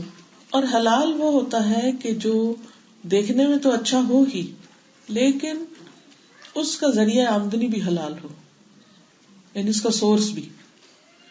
مثلا ایک آدمی نے مردہ بکری کا گوشت کھایا تو کیا اس نے طیب کھایا؟ نہیں، کیونکہ جو مردار ہوتا ہے وہ طیب نہیں ہوتا، خبیث ہوتا ہے. خواہ اس نے وہ بکری حلال پیسوں سے خریدی تھی، لیکن جب وہ مر گئی تو کیا ہو گئی؟ حرام ہو گئی، اور وہ خبیث بھی ہو گئی. ٹھیک ہے. اب دوسری صورت، ایک شخص نے کسی کی بکری چھین لی یا چرا لی اور اس کو ذبح کر کے کھایا. اب ذبح کرنے سے چیز ویسے تو حرام نہیں ہوتی، حلال ہوتی ہے، اور دیکھنے میں بھی بڑا خوشگوار گوشت ہے، لیکن وہ حلال نہیں ہے کیونکہ وہ چوری کا مال ہے. ٹھیک ہے.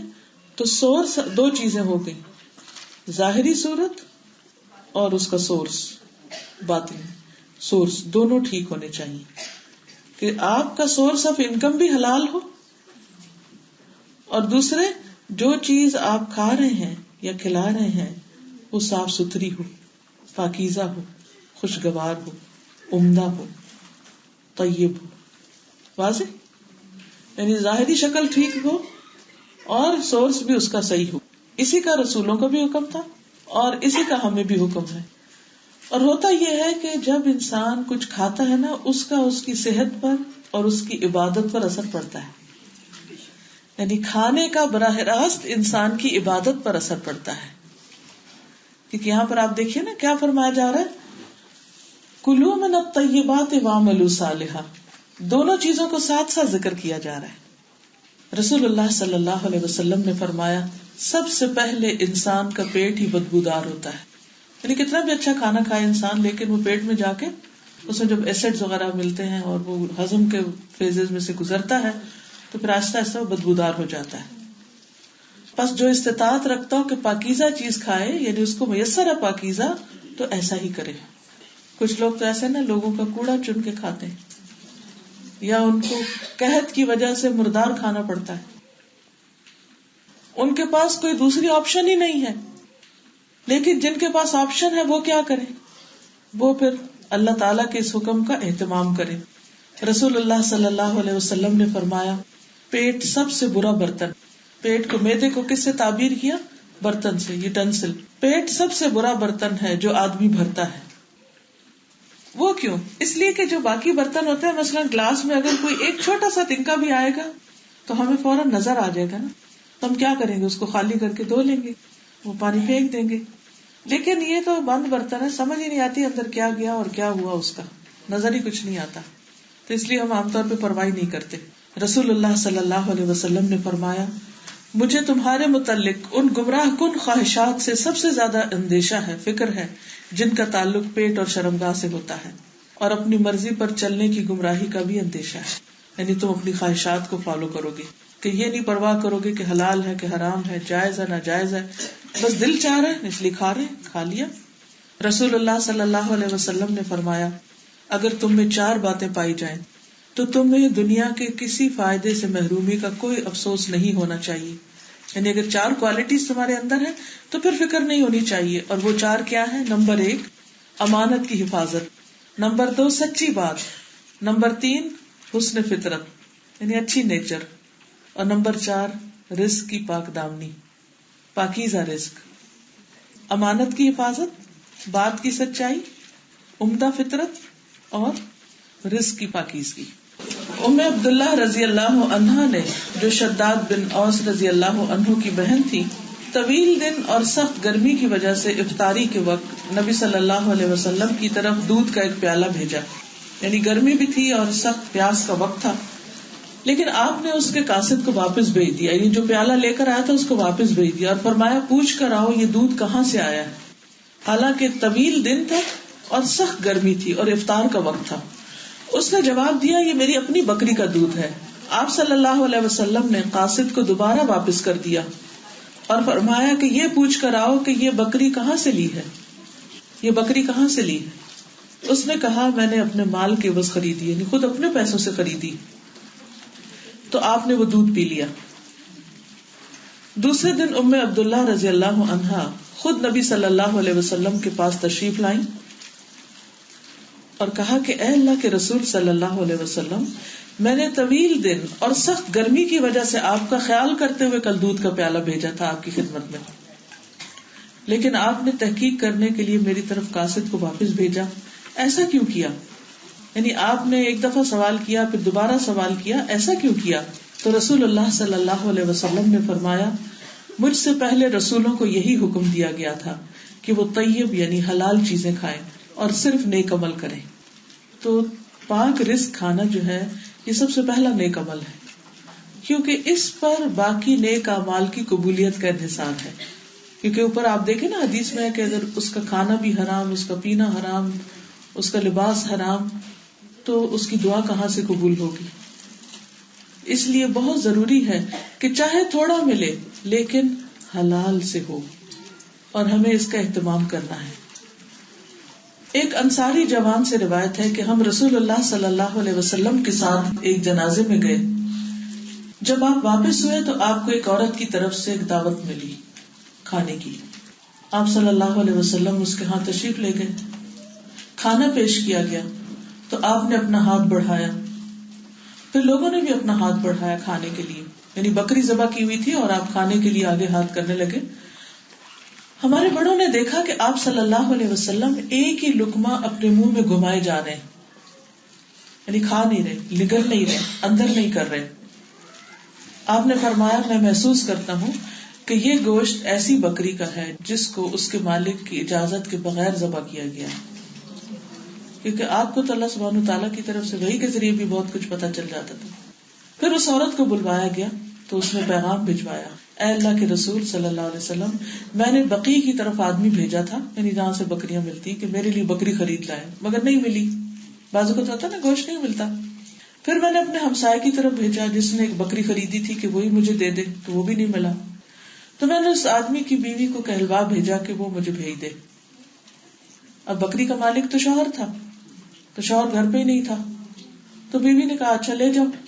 تو آپ صلی اللہ علیہ وسلم نے وہ گوشت نہیں کھایا اور فرمایا کہ یہ قیدیوں کو کھلا دو. اس سے آپ اندازہ لگائیں کہ نبی صلی اللہ علیہ وسلم کھانے کے معاملے میں کتنی احتیاط کیا کرتے تھے، کیونکہ اس کھانے پر پھر دعا کی، عبادت کی قبولیت کا انحصار ہے. ہم میں سے بہت سے لوگ کہتے ہیں کہ ہم نے اتنے وظیفے کیے، ہم نے اتنی دعائیں کی، ہماری دعا قبول نہیں ہوتی. ہم نے کبھی سوچا کہ دعا کی قبولیت کی جو شرائط ہیں، اور اس میں سے پہلی شرط یہ ہے کہ انسان اپنے رزق کے سورس کا جائزہ لے، اس کو پرکھا، اس کو دیکھا، کیونکہ اگر وہ حرام ہے تو پھر باقی کام تو اس کا فائدہ اس طرح نہیں ہوگا. پھر اسی طرح یہ ہے کہ رسول اللہ صلی اللہ علیہ وسلم کے علاوہ صحابہ کرام جو تھے وہ بھی اس بات کا بہت اہتمام کیا کرتے تھے. ابو بکر رضی اللہ تعالیٰ عنہ کا ایک غلام تھا جو ہر روز کچھ نہ کچھ کما کے لاتا تھا اور وہ آپ کو دیتا تھا. جیسے آج کل لوگوں نے اپنے ورکر رکھے ہوئے ہوتے ہیں، تو اس زمانے میں غلام ہوتے تھے جو مالک کے لیے کام کرتے تھے. ایک دن وہ غلام کوئی چیز لایا، ابو بکر رضی اللہ تعالیٰ عنہ نے اس میں سے کچھ کھا لیا. پھر غلام نے کہا آپ کو پتا ہے کہ یہ کیسی کمائی ہے؟ آپ نے دریافت کیا کیسی؟ اس نے کہا کہ میں زمانے جاہلیت میں نے ایک شخص کے لیے کہانت کی تھی. کہانت کہتے ہیں غیب کی خبریں دینا، اچھا میرے ہاتھ دیکھ کے بتاؤ، ہاتھ کی لکیریں، یا اور زائچے بنا کے، یا نجومی کو ستارے وغیرہ اس طرح کے کوئی کام کر کے. تو بعض لوگ اس قسم کے کام کر کے بھی کچھ کماتے ہیں. وہ غلام کہتا مجھے آتا کچھ نہیں تھا، بس صرف یہ ہے کہ میں نے اس کو دھوکہ دیا تھا. تو سارے کاہن اصل میں تو دھوکہ دینے والی ہیں، کیونکہ ان کو کہاں سے پتا چل گیا کہ کون سی غیب کی خبر تو اللہ کے پاس ہے، کسی کے پاس تو نہیں ہے. وہ تکہ بازی ہوتی، کبھی تکہ چل جاتا کبھی نہیں چلتا. تو کہتے ہیں کہ وہ اتفاق سے مجھے مل گیا اور اس نے پچھلے دور کی اجرت مجھے دی، تو وہ آج میں لایا تھا جو میں نے آپ کو کھلا دی. تو حضرت ابوبکر نے یہ سنتے ہی اپنی انگلی اپنے حلق میں پھیری اور کہہ کر کے وہ سارا کھانا واپس نکالا کہ یہ حرام کی کمائی ہے اور مجھے نہیں کھانی. نبی صلی اللہ علیہ وسلم نے فرمایا مومن کی مثال شہد کی مکھی کی طرح ہے جو پاکیزہ چیز کھاتی ہے اور پاکیزہ رس نکالتی ہے، اور جس پھول پتی یا پتے پہ بیٹھتی ہے نہ وہ ٹوٹتا ہے نہ خراب ہوتا ہے. یعنی شہد کی مکھی کو کبھی آپ نے پھولوں پہ بیٹھتے ہوئے دیکھا ہوگا، اور جب وہ بیٹھتی ہے تو بس صرف اپنے وہ جگہ جس سے وہ رس سک کرتی ہے وہی لگاتی، اور اس پہ بیٹھ کے یہ نہیں کہ رس بھی کھا لیا اور پھول کو بھی توڑ موڑ کے آ گیا، ایسا نہیں کرتی. تو وہ کیا ہے، نقصان بھی نہیں دیتی، جو رس لیتی ہے وہ بھی پاکیزہ ہوتا ہے، کڑوا رس نہیں چوستی. تبھی تو شہد اتنا پیور ہوتا ہے اور اتنا فائدہ مند ہوتا ہے. تو پاکیزہ چیز کھاتی ہے تو پاکیزہ رس خارج کرتی. پھر آپ دیکھیے کہ رسولوں کو حکم دینے کے بعد اور نبی صلی اللہ علیہ وسلم کا طرز عمل جاننے کے بعد حدیث کے آگے آتا ہے ثم ذکر الرجل یطیل السفر. پھر نبی صلی اللہ علیہ وسلم نے ایک ایسے شخص کا ذکر کیا جو لمبا سفر کر کے آتا ہے. یطیل السفر، طویل سفر کرتا ہے. اشعث، غبار آلود، اشعث، بکھرے بالوں والا، یعنی سفر میں اس کو کنگھی کرنے کا بھی ہوش نہیں تھا. اغبر، غبار آلود. غبار اس لیے، ڈسٹی اس لیے کہ پہلے زمانے میں یا اونٹ پر یا گھوڑوں پر سفر ہوتا تھا یا گدھے پر بیٹھ کر ہوتا تھا، اور اس میں آپ چاہے چھتری لیں یا سر پہ کوئی کپڑا رکھیں یا کچھ، گھوڑا دوڑے گا تو مٹی اڑے گی اور وہ مٹی تو بیٹھنے والے کے اوپر پڑے گی. اونٹ چلے گا یا راستے میں آندھیاں آئیں گی یا کچھ بھی، تب تو آپ دیکھیے نا کہ گاڑیاں ہر قسم کی ڈسٹ اور اس سے پاک ہوتی ہیں. جہازوں میں بھی آپ بیٹھتے ہیں تو کتنے سیف اینڈ سیکیور ہوتے ہیں ایک طرح سے ان سب چیزوں سے. تو اس شخص نے سفر کیا اور گرد و غبار سے وہ اٹ گیا. اور کبھی آپ اگر گارڈن میں کام کریں یا مٹی میں اٹ جائیں تو آپ دیکھیں کہ کیسی عجیب سی تھکاوٹ ہو جاتی ہے. یمد یدیہ الی السماء، اس حال میں وہ آسمان کی طرف ہاتھ اٹھاتا ہے. یا رب یا رب، اے میرے رب اے میرے رب. یعنی آپ دیکھیے کہ جو دعا قبول ہونے کے جو اسباب ہیں اس میں سے ایک سبب سفر بھی ہے، کہ انسان جب سفر پر ہوتا ہے اور اس دعائیں کرتا ہے تو اس کی دعائیں قبول ہوتی ہیں، کیونکہ وہ انسان ایک طرح سے قابل رحم ہوتا ہے، تھکاوٹ کا شکار ہوتا ہے، کھانے کو صحیح نہیں ملتا، آرام صحیح نہیں ملتا، اس کی مرضی کا سب کچھ نہیں ہوتا.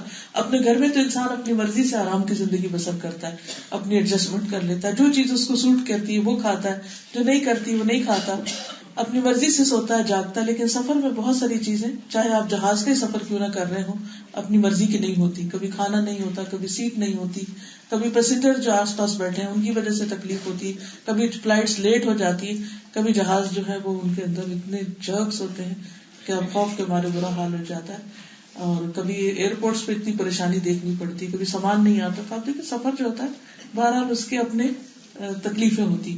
کئی لوگ کہتے ہیں نا اچھا وہ تو اس زمانے میں اونٹ گھوڑے کا سفر تکلیف دیتا، تو آج کل تو تکلیف دے نہیں، اس لیے نماز کیوں قصر کریں، کیا مسئلہ ہے، اور روزہ کیوں چھوڑے.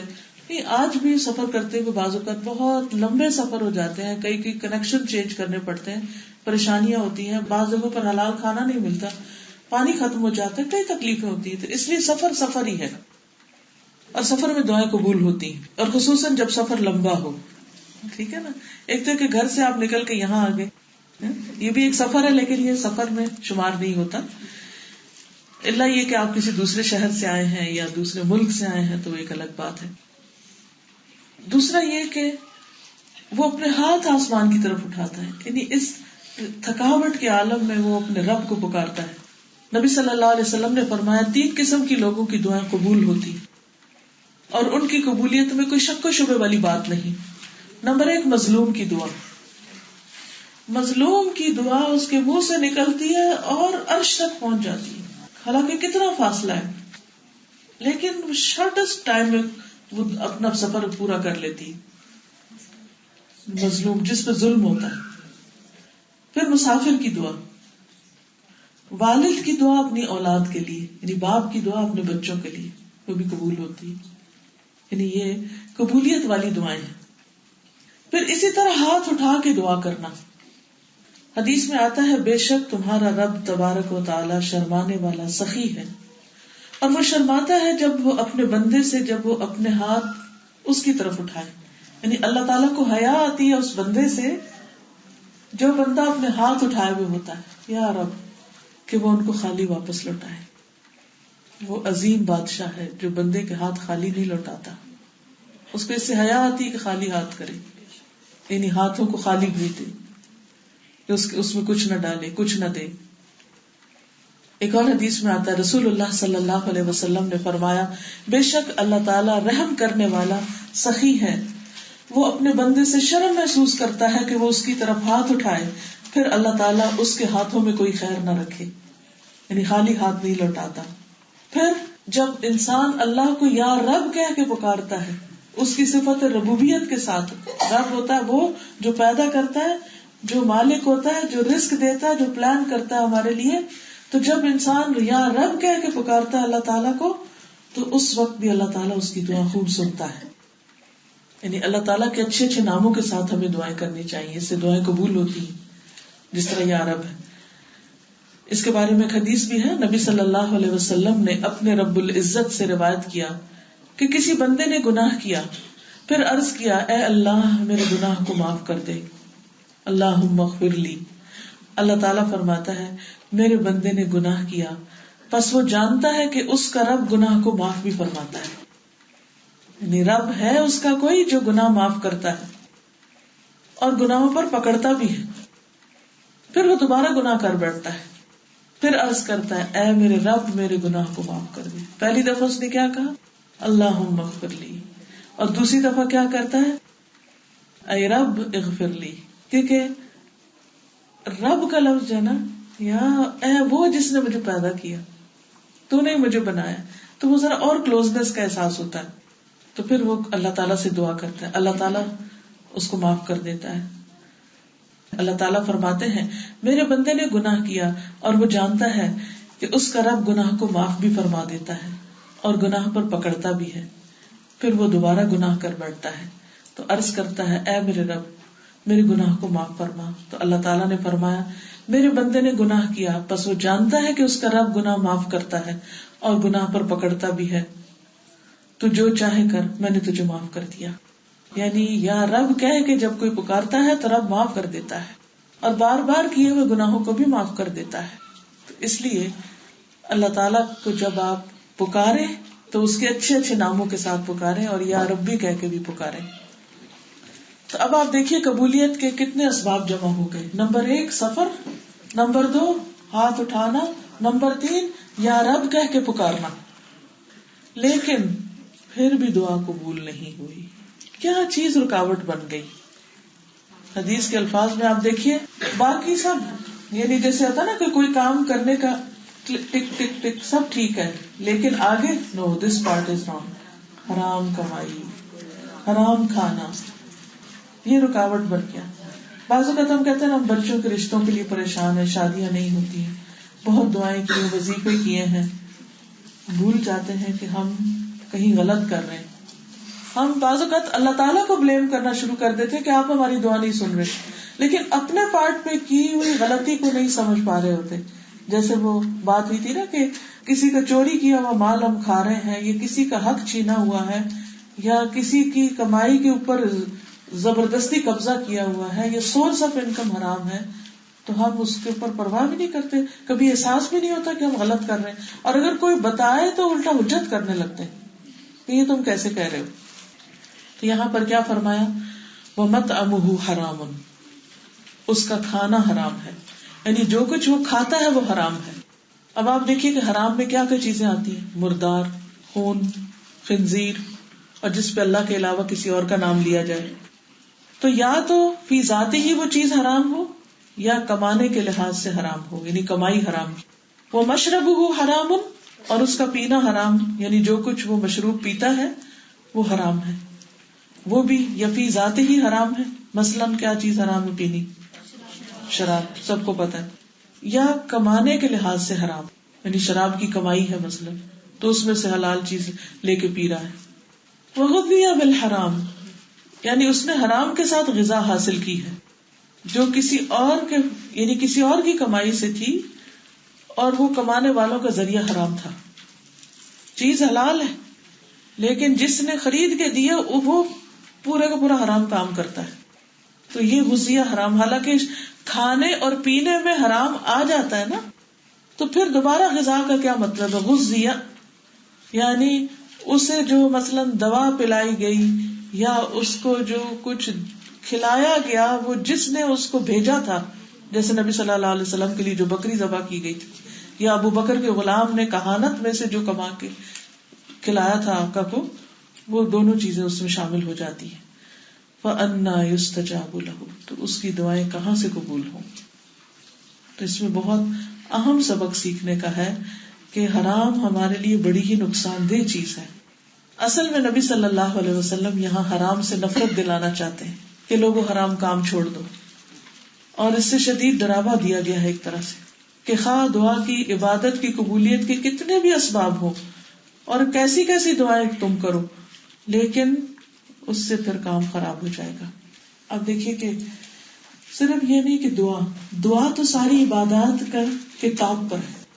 الدعاء هو العبادہ، دعا ہی عبادت ہے. اگر دیکھا جائے تو نماز میں ہم کیا کرتے ہیں؟ دعائیں مانگ رہے ہوتے ہیں. روزے میں ہم کیا کرتے ہیں؟ دعائیں مانگ رہے ہوتے ہیں. اسی طرح حج میں کیا کرتے ہیں؟ دعائیں مانگ رہے ہوتے ہیں. تو ہر عبادت جو ہے اس کے اندر دعا کا عنصر شامل ہے، اور دعا جو ہے وہ عبادت کی کریم ہے ایک طرح سے. تو اگر دعا ہی قبول نہیں تو باقی عبادت کہاں سے قبول ہوگی؟ اور بڑی سے بڑی نیکی جو ہے وہ ثواب کی بجائے گناہ بن جائے گی. رسول اللہ صلی اللہ علیہ وسلم نے فرمایا جس نے حرام مال کمایا پھر اس سے کوئی غلام وغیرہ آزاد کیا اور رشتہ داروں کو دیا تو وہ اس پر وبال جان ہوگا، یعنی باعث گناہ ہوگا. یعنی وہ مال اگر انسان کسی پر بھی خرچ کرتا ہے تو وہ ثواب کی بجائے گناہ ہو جاتا ہے. اگر صرف شراب کی دکان ہے تو نہیں ٹھیک. اگر اس کے علاوہ اور چیزیں بھی رکھی ہیں تو مسافر کے لیے، رشتے دار کے لیے اور بچوں کے لیے اس کی رخصت ہے.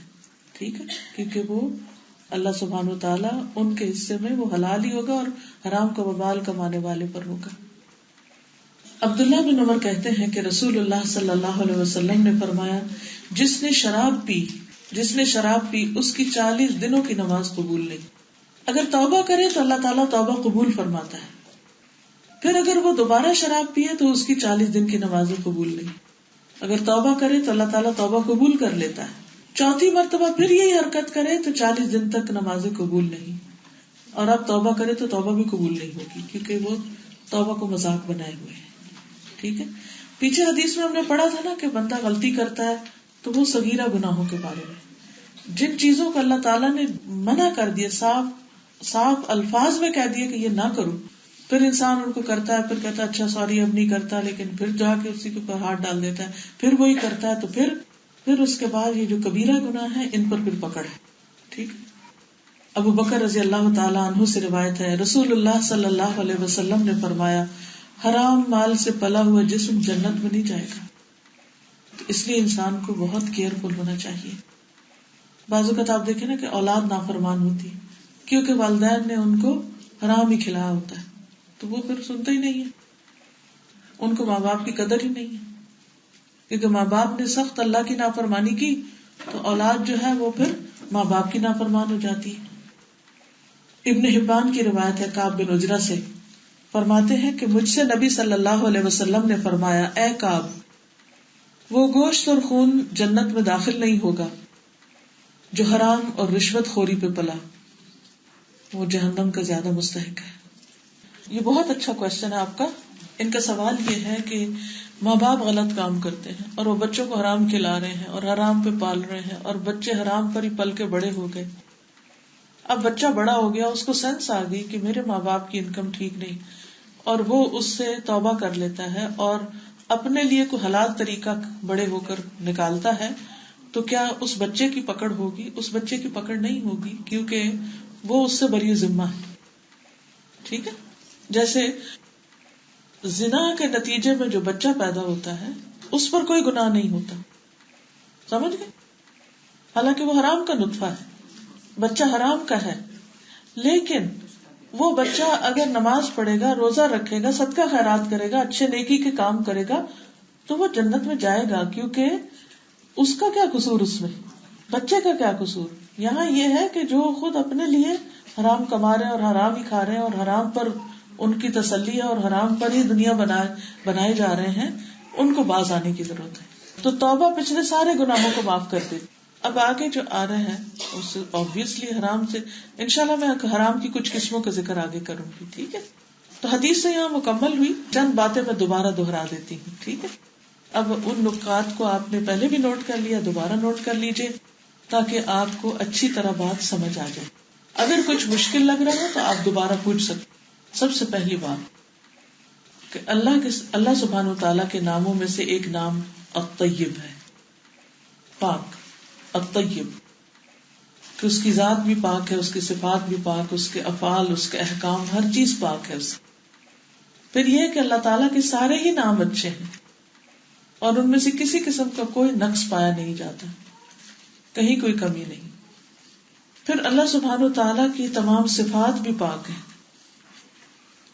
بعض اوقات ہم قرآن مجید میں پڑھتے ہیں نا، یخادعون اللہ والذین آمنوا وما یخدعون الا انفسهم وما یشعرون، اور وَيَمْكُرُونَ وَيَمْكُرُ اللَّهُ، وہ چال چلتے ہیں اور اللہ سبحانہ وتعالیٰ تدبیر کرتا ہے، اور اللہ تعالیٰ واللہ خیر الماکرین، اور اللہ بہترین تدبیر کرنے والوں میں سے. انہم یکیدون کیدا واکید کیدا، وہ خفیہ تدبیر کرتے ہیں اور میں بھی خفیہ تدبیر کرتا ہوں. ٹھیک ہے، تو جب اللہ سبحانہ وتعالیٰ کے ساتھ یہ لفظ منسوب ہوتا ہے قید کا یا مکر کا، تو یہ مقابلے کے طور پر آتا ہے. ٹھیک ہے، تو اس میں کوئی نقص نہیں ہے، یعنی یہ اللہ سبحانہ وتعالیٰ کی طرف کوئی بری چیز منسوب نہیں کی جا رہی، بلکہ دشمن اللہ سبحانہ وتعالیٰ یا اللہ کے دین کے خلاف جو چالیں چلتے ہیں ان کی چالوں کے توڑ کے طور پر یہ لفظ استعمال ہو رہا ہے. ٹھیک ہے. اللہ سبحانہ وتعالیٰ کی ذات کامل ہے اپنی ذات، صفات، افعال اور احکام میں. اللہ تعالیٰ اپنے مخلوق سے بے نیاز ہے کہ کوئی صدقہ کرے یا کوئی اس کی راہ میں خرچ کرے یا کوئی اچھے کام کرے. اللہ تعالیٰ کو اس کی ضرورت نہیں ہے. اللہ تعالیٰ اس سے بے نیاز ہے. پھر آپ دیکھیے کہ یہ بھی پتہ چلتا ہے کہ اعمال کی دو قسمیں ہیں، ایک مقبول اور ایک مردود. قبولیت والے اعمال اور ریجیکٹ کیے ہوئے اعمال. مقبول دعائیں اور ریجیکٹڈ دعائیں، غیر مقبول دعائیں. کچھ دعائیں قبول ہوتی ہیں اور کچھ دعائیں ریجیکٹ کر دی جاتی ہیں. مثلا مظلوم کی دعا قبول، مسافر کی دعا قبول، باپ کی دعا قبول. لیکن اگر مسافر حرام کمائی کھاتا ہو تو اس کی دعا مردود ہو جاتی ہے. مظلوم غلط کاموں میں لگا ہوا ہو تو اس کی دعا بھی پھر نہیں سنی جائے گی، کیونکہ وہ خود اللہ تعالیٰ کی ناراضگی کے کام کر رہا ہے. اگر ایک باپ خود حرام کمائی کر رہا ہے اور بچوں کے لیے دعا کرتا ہے تو پھر اس کی دعا قبول نہیں ہوگی. پھر آپ دیکھیے کہ ایمان والوں کو کیا حکم دیا گیا ہے، اور کہ وہی جو پیغمبروں کو دیا گیا، اور وہ کیا ہے، ایک طرف پاکیزہ رزق کھاؤ، یہ بھی ایک عبادت ہے، اور دوسری طرف نیک عمل کرو. یعنی نماز، روزہ، حج، زکوٰۃ، غریبوں کی مدد، خدمت، بھوکے کو کھانا کھلانا، پریشان حال کی پریشانی دور کرنا، اللہ کا ذکر، یہ ساری چیزیں نیک اعمال. لیکن اس کے لیے کیا ضروری ہے؟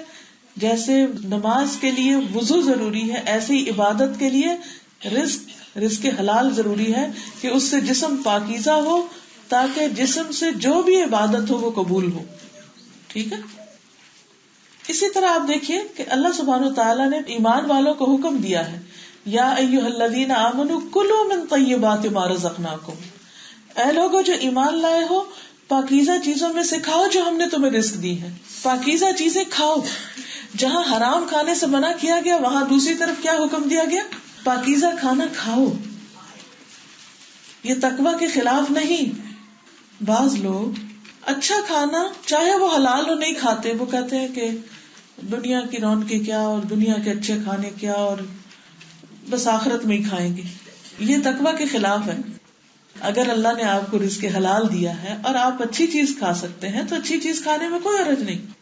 مثلا آپ سوچیں کہ فش تو بہت مہنگی ہے، تو چکن ہی کھاتے رہتے ہیں، اور فش کے کلیجے سے تو جنت والوں کے پہلا کھانا ہوگا اور جو ناشتہ ہوگا جنت میں انٹری کے بعد، اور تو وہاں ہی کھا لیں گے، یہاں کیا کھانا.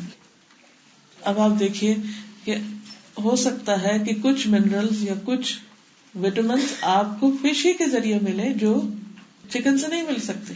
جی کارڈ لیبر آئل جو ہے وہ آپ کی ضرورت ہے، آپ کو سورج تو بہت کم لگتا ہے. تو اب اگر آپ اپنے آپ کو ایک طیب چیز سے محروم کریں گے تو آپ کے جسم میں کچھ چیزوں کی ڈیفیشنسی ہو جائے گی، اور جب ڈیفیشنسی ہوگی تو کیا آپ عبادت کر سکیں گے؟ نہیں کر سکیں گے. پھر آپ ہائے ہائے کرتے رہیں گے اور نماز کے لیے اٹھنا بھی مشکل ہو جائے گا. تو اس لیے کلوا من الطیبات، کلوا من طیبات ما رزقناکم. طیبات کھاؤ، جو حلال پاک چیزیں ہیں ان کو اعتدال کے ساتھ کھاؤ. یعنی یہ پرہیزگاری کا ایک غلط مفہوم ہے کہ کوئی یہ کہے کہ میں زیادہ متقی ہوں اس لیے میں اچھا کھانا نہیں کھاتا. اسی طرح بعض لوگ پکاتے وقت بس ایسے کچا پکا پکا کے بس وہی کھا لیتے ہیں اور کھلا دیتے ہیں، اس میں کوئی سلیقہ نہیں ہوتا. تو یہ بھی کوئی تقویٰ نہیں. ایک اچھی عورت کی پہچان کیا ہے کہ اس کو اچھا کھانا پکانا آتا ہو. ٹھیک ہے نا، کیونکہ طیب کے اندر اچھا ذائقہ بھی آتا ہے، اچھی خوشبو، اچھا ذائقہ، صاف ستھرا، تازہ. کیونکہ جب آپ اس کو رکھ چھوڑیں گے یا باہر پڑا ہوا ہے اور اس کے اندر سڑان پیدا ہوگی تو خبیث ہو جاتا ہے اور وہ آپ کی صحت خراب کر دے گا. جب وہ صحت خراب کرے گا تو پھر آپ کے اندر تکان پیدا ہوگی، آپ کے اندر سستی آئے گی، آپ بیمار ہو جائیں گے. تو کیا متاثر ہوگا؟ عبادت متاثر ہوگی. اس لیے یہ بھی اللہ کا حکم سمجھ کے کھانا ہے، کلوا من طیبات ما رزقناکم. لیکن پھر ہم اس ایکسٹریم پہ چلے جاتے ہیں کہ ساری زندگی کا مقصد و محور صرف کھانا پینا ہی ہو جاتا. وہ بھی غلط ہے. نہ کھانا بھی غلط ہے اور زیادہ کھانا بھی غلط ہے، اور جلی کٹی چیزیں کھانا بھی غلط ہے، اور صرف ٹیسٹ کے لیے کھانا اور اس میں غذائیت کچھ بھی نہ ہو، یہ بھی غلط ہے. تو اعتدال ہی اچھا ہے ہر کام میں.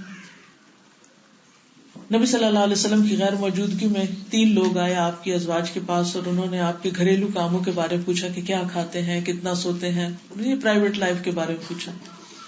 تو جب انہوں نے دیکھا کہ آپ تو بڑے ایک نارمل انسان کی طرح زندگی بسر کرتے ہیں تو کہنے لگے کہ آپ کا درجہ تو بڑا بلند ہے اور ہم گناہ گار انسان ہیں، اس لیے ہم، ایک نے کہا کہ میں تو کبھی گوشت نہیں کھاؤں گا، دوسرے نے کہا میں بستر پہ نہیں سوؤں گا، تیسرے نے کہا میں شادی نہیں کروں گا. تو جب نبی صلی اللہ علیہ وسلم کو پتا چلا تو آپ بہت سخت ناراض ہوئے. آپ نے خطبہ دیا، اللہ تعالیٰ کی حمد و ثنا بیان کی اور فرمایا کہ لوگوں کو کیا ہو گیا ہے، انہوں نے اس طرح کی گفتگو کی ہے، حالانکہ میں نماز بھی پڑھتا ہوں اور آرام بھی کرتا ہوں، روزہ بھی رکھتا ہوں اور افطار بھی کرتا ہوں، یعنی کھاتا بھی ہوں، اور میں شادی بھی کرتا ہوں. جس نے میری سنت سے اعراض کیا وہ مجھ سے نہیں. تو اس سے کیا پتا چلتا ہے کہ اعتدال میں رہ کے کھانا پینا، شادی بیاہ، خوش ہونا، یہ ساری چیزیں زندگی کا حصہ ہے. اور نیک عمل جو ہے وہ شکر گزاری کا اظہار ہے کہ اللہ تو نے ہمیں نعمتیں دی ہیں، اس لیے ہم اب کھا پی کے سو نہیں رہے، اٹھ کے تیری عبادت کر رہے ہیں. تو یہ اس کی شکر گزاری ہوگی. تو اصل شکر گزاری کیا ہے؟ نیک عمل. کیونکہ قرآن مجید میں آتا ہے اعملوا آل داود شکرا، اے آل داؤد شکر بجا لاؤ. یہ نہیں کہا شکر کہو، کیا کہا؟ شکر کرو، بجا لاؤ. دونوں میں فرق ہے نا. ایک ہے عملی طور پر شکر گزاری اور ایک ہے صرف زبان سے ہی کہہ دینا. ٹھیک ہے، زبان سے کہنا بھی اچھی بات ہے، الحمدللہ کہنا، اللہ تیرا شکر ہے، اللہ تیرا انعام ہے، ہم تجھ سے بڑے راضی ہیں، ہم کوئی شکوہ شکایت نہیں کریں گے.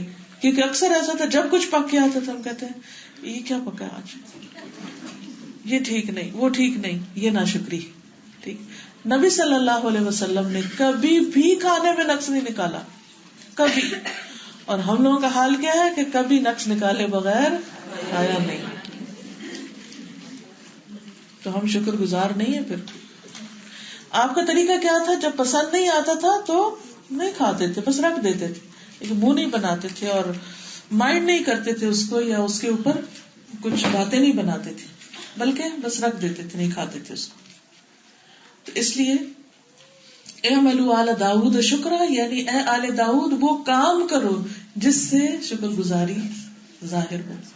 اور وہ کیا ہے کہ انسان اپنی زندگی میں شکوے شکایتیں کم کر دے، ہائے اللہ نے ایسا کیوں کر دیا، اور وہ بیمار کیوں ہو گیا، اور وہ فلاں مر کیوں گیا، اور یہ کیا ہو گیا دنیا میں، وہ کیا ہو گیا.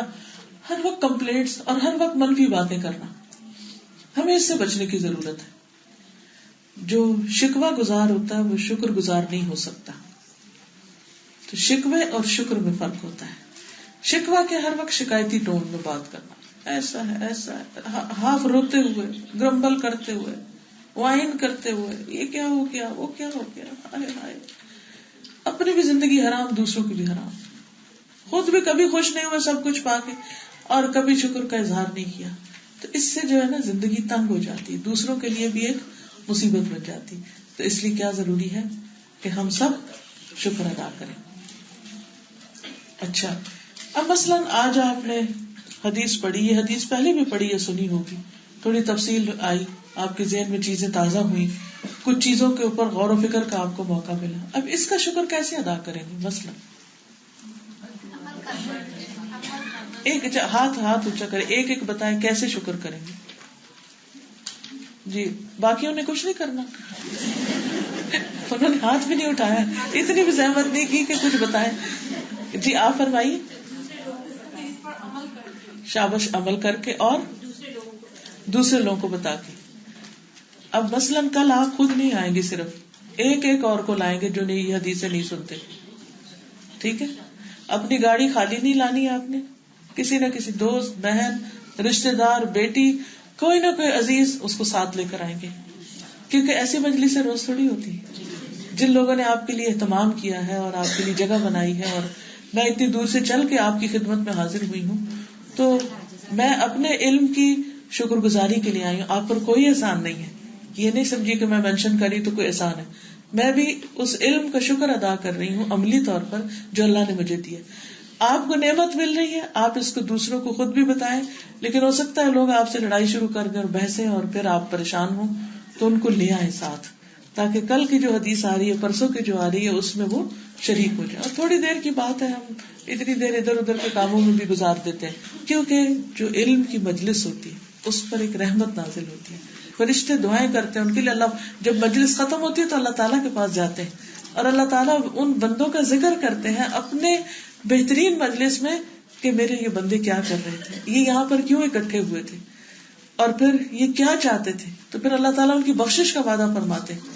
تو اس لیے ٹھیک ہے کرسی پہ 2 گھنٹے بیٹھنا مشقت والا کام ہے، گھر میں بندہ لیٹ بھی جاتا ہے اور بھی کچھ کر لیتا ہے، لیکن کبھی کبھی اللہ کے راستے میں نکلنا بھی چاہیے اور ایک ایک قدم اٹھانے کا بھی اجر ہے. ٹھیک ہے نا. تو انشاءاللہ تعالیٰ جب اور طالب علم تو جب اللہ کے راستے میں نکلتا ہے تو جو علم کے راستے میں نکلتا ہے وہ دراصل جنت کے راستے پر نکلتا ہے. اس لیے ہر چیز کا شکر ادا کرنا ہے. مثلاً اور کس کا شکر ادا کریں گے؟ ہر چیز کا کرنا ہے. کوئی ذرا سوچ لیتے نا، کچھ 4-5 ٹارگٹ رکھ لیتے ہیں آپ. ایک علم کا ہو گیا جو پہلے یعنی اس وقت پہلے فوری طور پہ جو ہمیں مل رہا ہے. دوسری چیز جی شوہر کا شکریہ ادا کرنا ہے بول کے، کیونکہ ہم ان سے شکایتیں تو بہت ساری کر لیتے ہیں، شکوے گلے تو بہت کرتے ہیں، وہ بھی محبت کی وجہ سے کرتے ہیں، کوئی بات نہیں، کبھی کبھی وہ بھی کر لیتے ہیں، کوئی غرض نہیں، اس سے بھی محبت کبھی بڑھ جاتی. لیکن اگر 100 میں سے 99 شکوے ہوں اور ایک دفعہ بھی آپ بول کے نہ کہیں کہ I am thankful to you, جو بھی آپ مجھے پرووائڈ کر رہے ہیں، جو بھی آپ میری مدد کرتے ہیں، آپ نے مجھے وہاں جانے کی اجازت دی، میں اس پر بھی شکر گزار ہوں. جیسے میں اپنے شوہر کی شکر گزار ہوتی ہوں کہ انہوں نے مجھے اجازت دی کہ میں اللہ کے دین کی خدمت کر سکوں. اگر مجھے اجازت نہ دے تو میں تو نہیں کر سکتی کچھ بھی، کیونکہ پھر تو فائدہ ہی نہیں. تو جی کئی لوگ اجازت لے کر آئے اور مشکل سے ان کو اجازت ملی تو جا کر واپس آپ ان کا شکریہ ادا کریں. ٹھیک ہے، وہ بھی اجر میں شامل ہو گئے. بالکل اسی طرح آپ گھر جا کے غور کیجئے کہ ان کا کون سا احسان ہے آپ پر. مثلا سارا دن محنت کر کے کما کے لاتے ہیں اور اس میں سے آپ کو کھلاتے ہیں پلاتے ہیں، آپ کو پروٹیکشن دیتے ہیں، آپ کو ضروریات زندگی کے لیے خود نہیں جاب کرنی پڑ رہی. تو کتنی بڑی شکر گزاری کی بات ہے یہ. تو اچھے پوائنٹس ڈھونڈے. اچھا بچوں پر شکر گزار ہوں چاہے وہ نالائق ہوں، کیونکہ ہم ہر وقت بچوں پہ کڑتے رہتے ہیں، یہ ٹاپ نہیں کر رہے، یہ آگے نہیں نکل رہے، یا دوسرے بچوں سے پیچھے ہیں، ان کو یہ ابھی تک یہ نہیں آیا. اس سے کیا ہوتا ہے ہر وقت ہم جل کڑ کے اپنے آپ کو غمگین رکھتے ہیں، اور ہونا وہی ہے جو ہونا ہے. انہوں نے ہمارے جلنے گڑنے سے کوئی زیادہ ماسٹر نہیں بن جانا. تو اس پر بھی کہیں کہ اللہ تیرا شکر ہے تو نے یہ بچہ بھی دیا. کتنے ہی لوگ ایسے ہیں جو بچوں کی نعمت کو ترس رہے ہیں، ان کی آنکھیں ترستی ہیں کہ بچہ نام کی کوئی چیز دیکھیں اپنے لیے. تو اللہ تو نے مجھے اتنی نعمت دی، میں تیری شکر گزار ہوں. اور کس چیز پہ کریں گے جی؟ الحمدللہ صحت جیسی نعمت کا. نماز پڑھ لیں تو اس کے بعد آپ کیا کریں؟ رب اعنی علی ذکرک و شکرک و حسن عبادتک. اسی لیے یہ خوبصورت کارڈ آپ کے لیے چھپوائے گئے ہیں نماز کے بعد کے اذکار.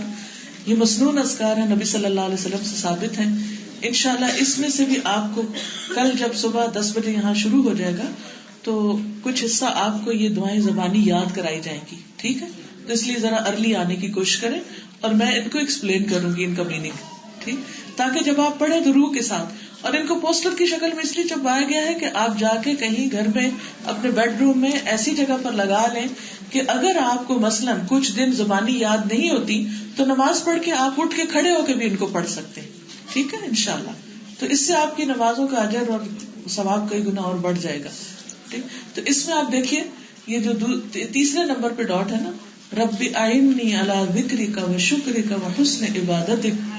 اے میرے رب اپنا ذکر، شکر اور بہترین عبادت کرنے میں میری مدد فرما. کیونکہ ہم کمزور انسان ہیں نا، شکر ادا نہیں کر پاتے. اللہ مجھے شکر کی توفیق دے، تو میری مدد فرما کہ میں شکر کر سکوں. کیونکہ بعض اوقات ہم کہنا چاہتے ہیں ہم کہہ ہی نہیں سکتے، ہم کچھ کرنا چاہتے ہیں ہم کر ہی نہیں سکتے. تو اصل توفیق تو اللہ سبحانہ وتعالیٰ کی ہے نا. ٹھیک ہے انشاءاللہ. اور اصل شکر کیا ہے؟ عمل صالح، جو ساتھ ہی بتا دیا گیا ہے، یعنی کھا پی کر پھر اللہ کا شکر ادا کرے. جی آپ پیچھے سے کچھ کہنا چاہتے ہیں؟ کیونکہ عمل صالح جو ہوتا ہے اس کی 2 شرائط ہیں. ایک یہ کہ اس کے اندر اخلاص ہو کہ یہ اللہ کے لیے صرف، کوئی دکھاوا نہ ہو، ریاکاری نہ ہو، بندوں کے لیے نہ ہو. اور دوسری چیز یہ کہ نبی صلی اللہ علیہ وسلم کے طریقے کے مطابق ہو. جو کام آپ نے کیا ہو وہ کر لیں، جو آپ نے نہیں کیا اس کو چھوڑ دیں. پھر آپ دیکھیے کہ جو بندہ کھانا کھاتا ہے اور شکر ادا کرتا ہے اس کا اجر صبر کرنے والے روزے دار کے درجے کا ہے. یعنی کھانا کھا کر شکر ادا کرنا اور پھر اس کے بعد نماز وغیرہ پڑھنا جو ہے یہ انسان کا درجہ اتنا بلند کر دیتا ہے جیسے وہ روزے سے ہو.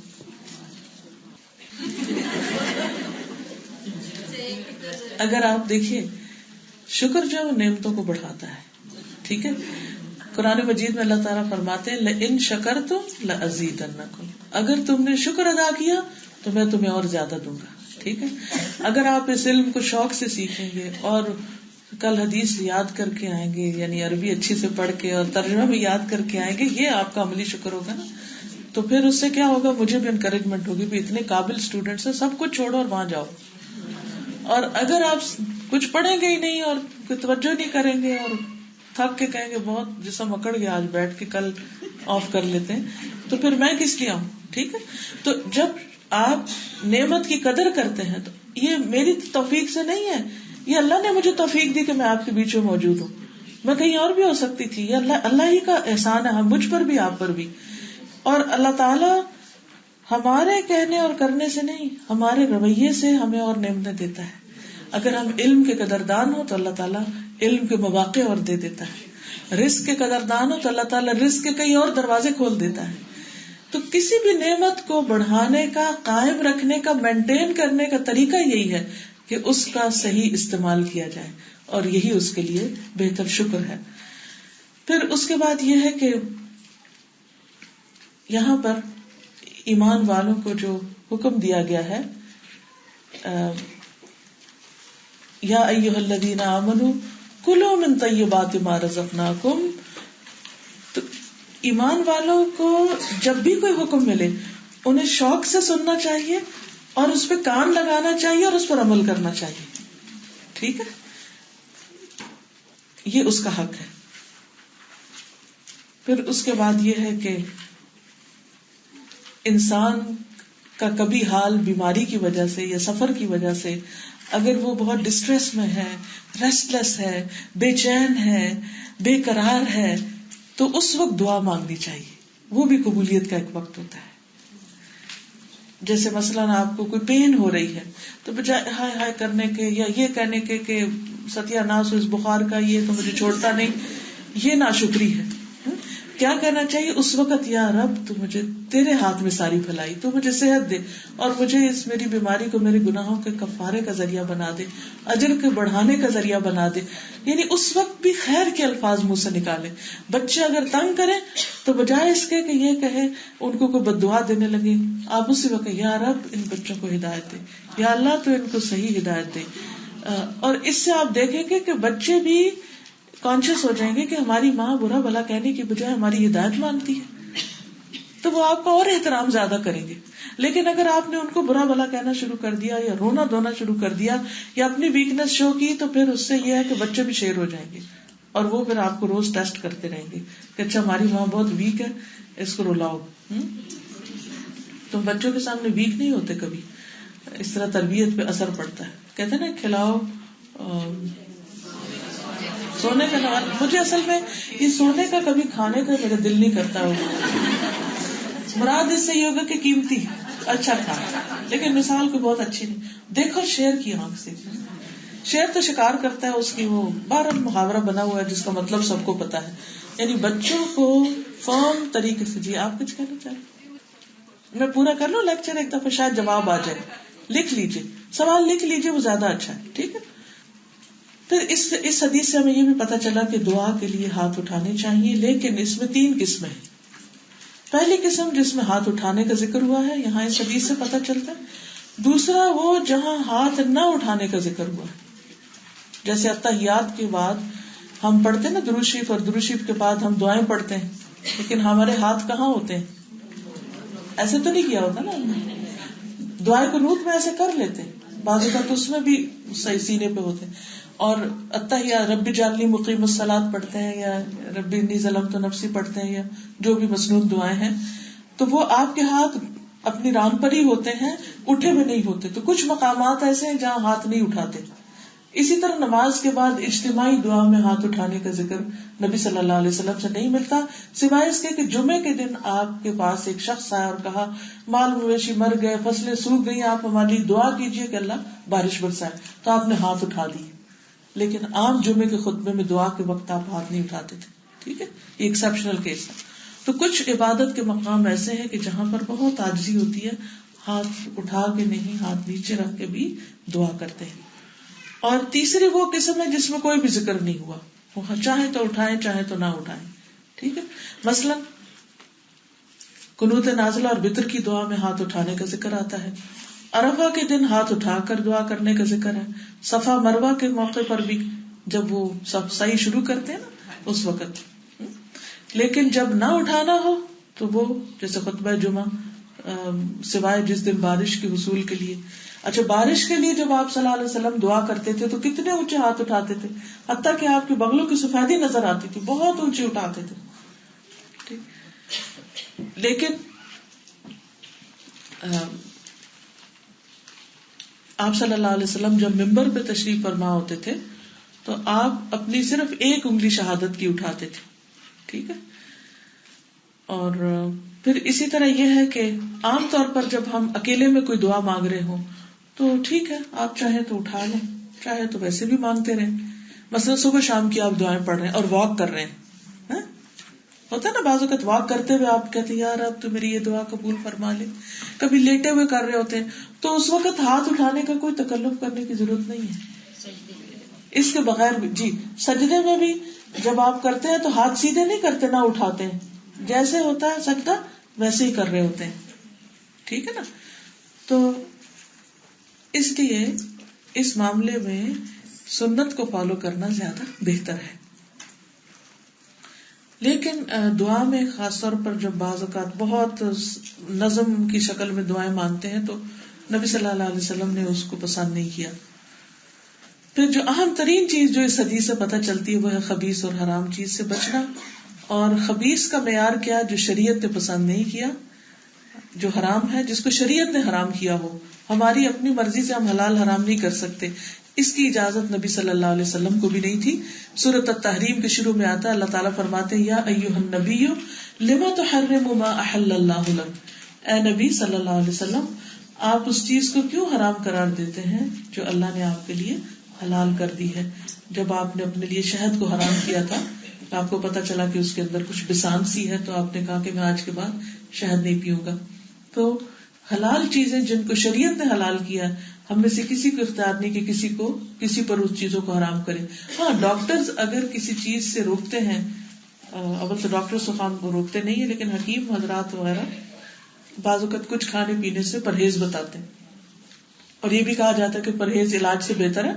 تو وہ اس لیے نہیں ہم ان چیزوں سے پرہیز کرتے کہ وہ کھانا حرام ہے، وہ اس لیے پرہیز کرتے ہیں کہ ہماری صحت کے لیے ٹھیک نہیں اور اپنی صحت کو نقصان دینا ٹھیک نہیں.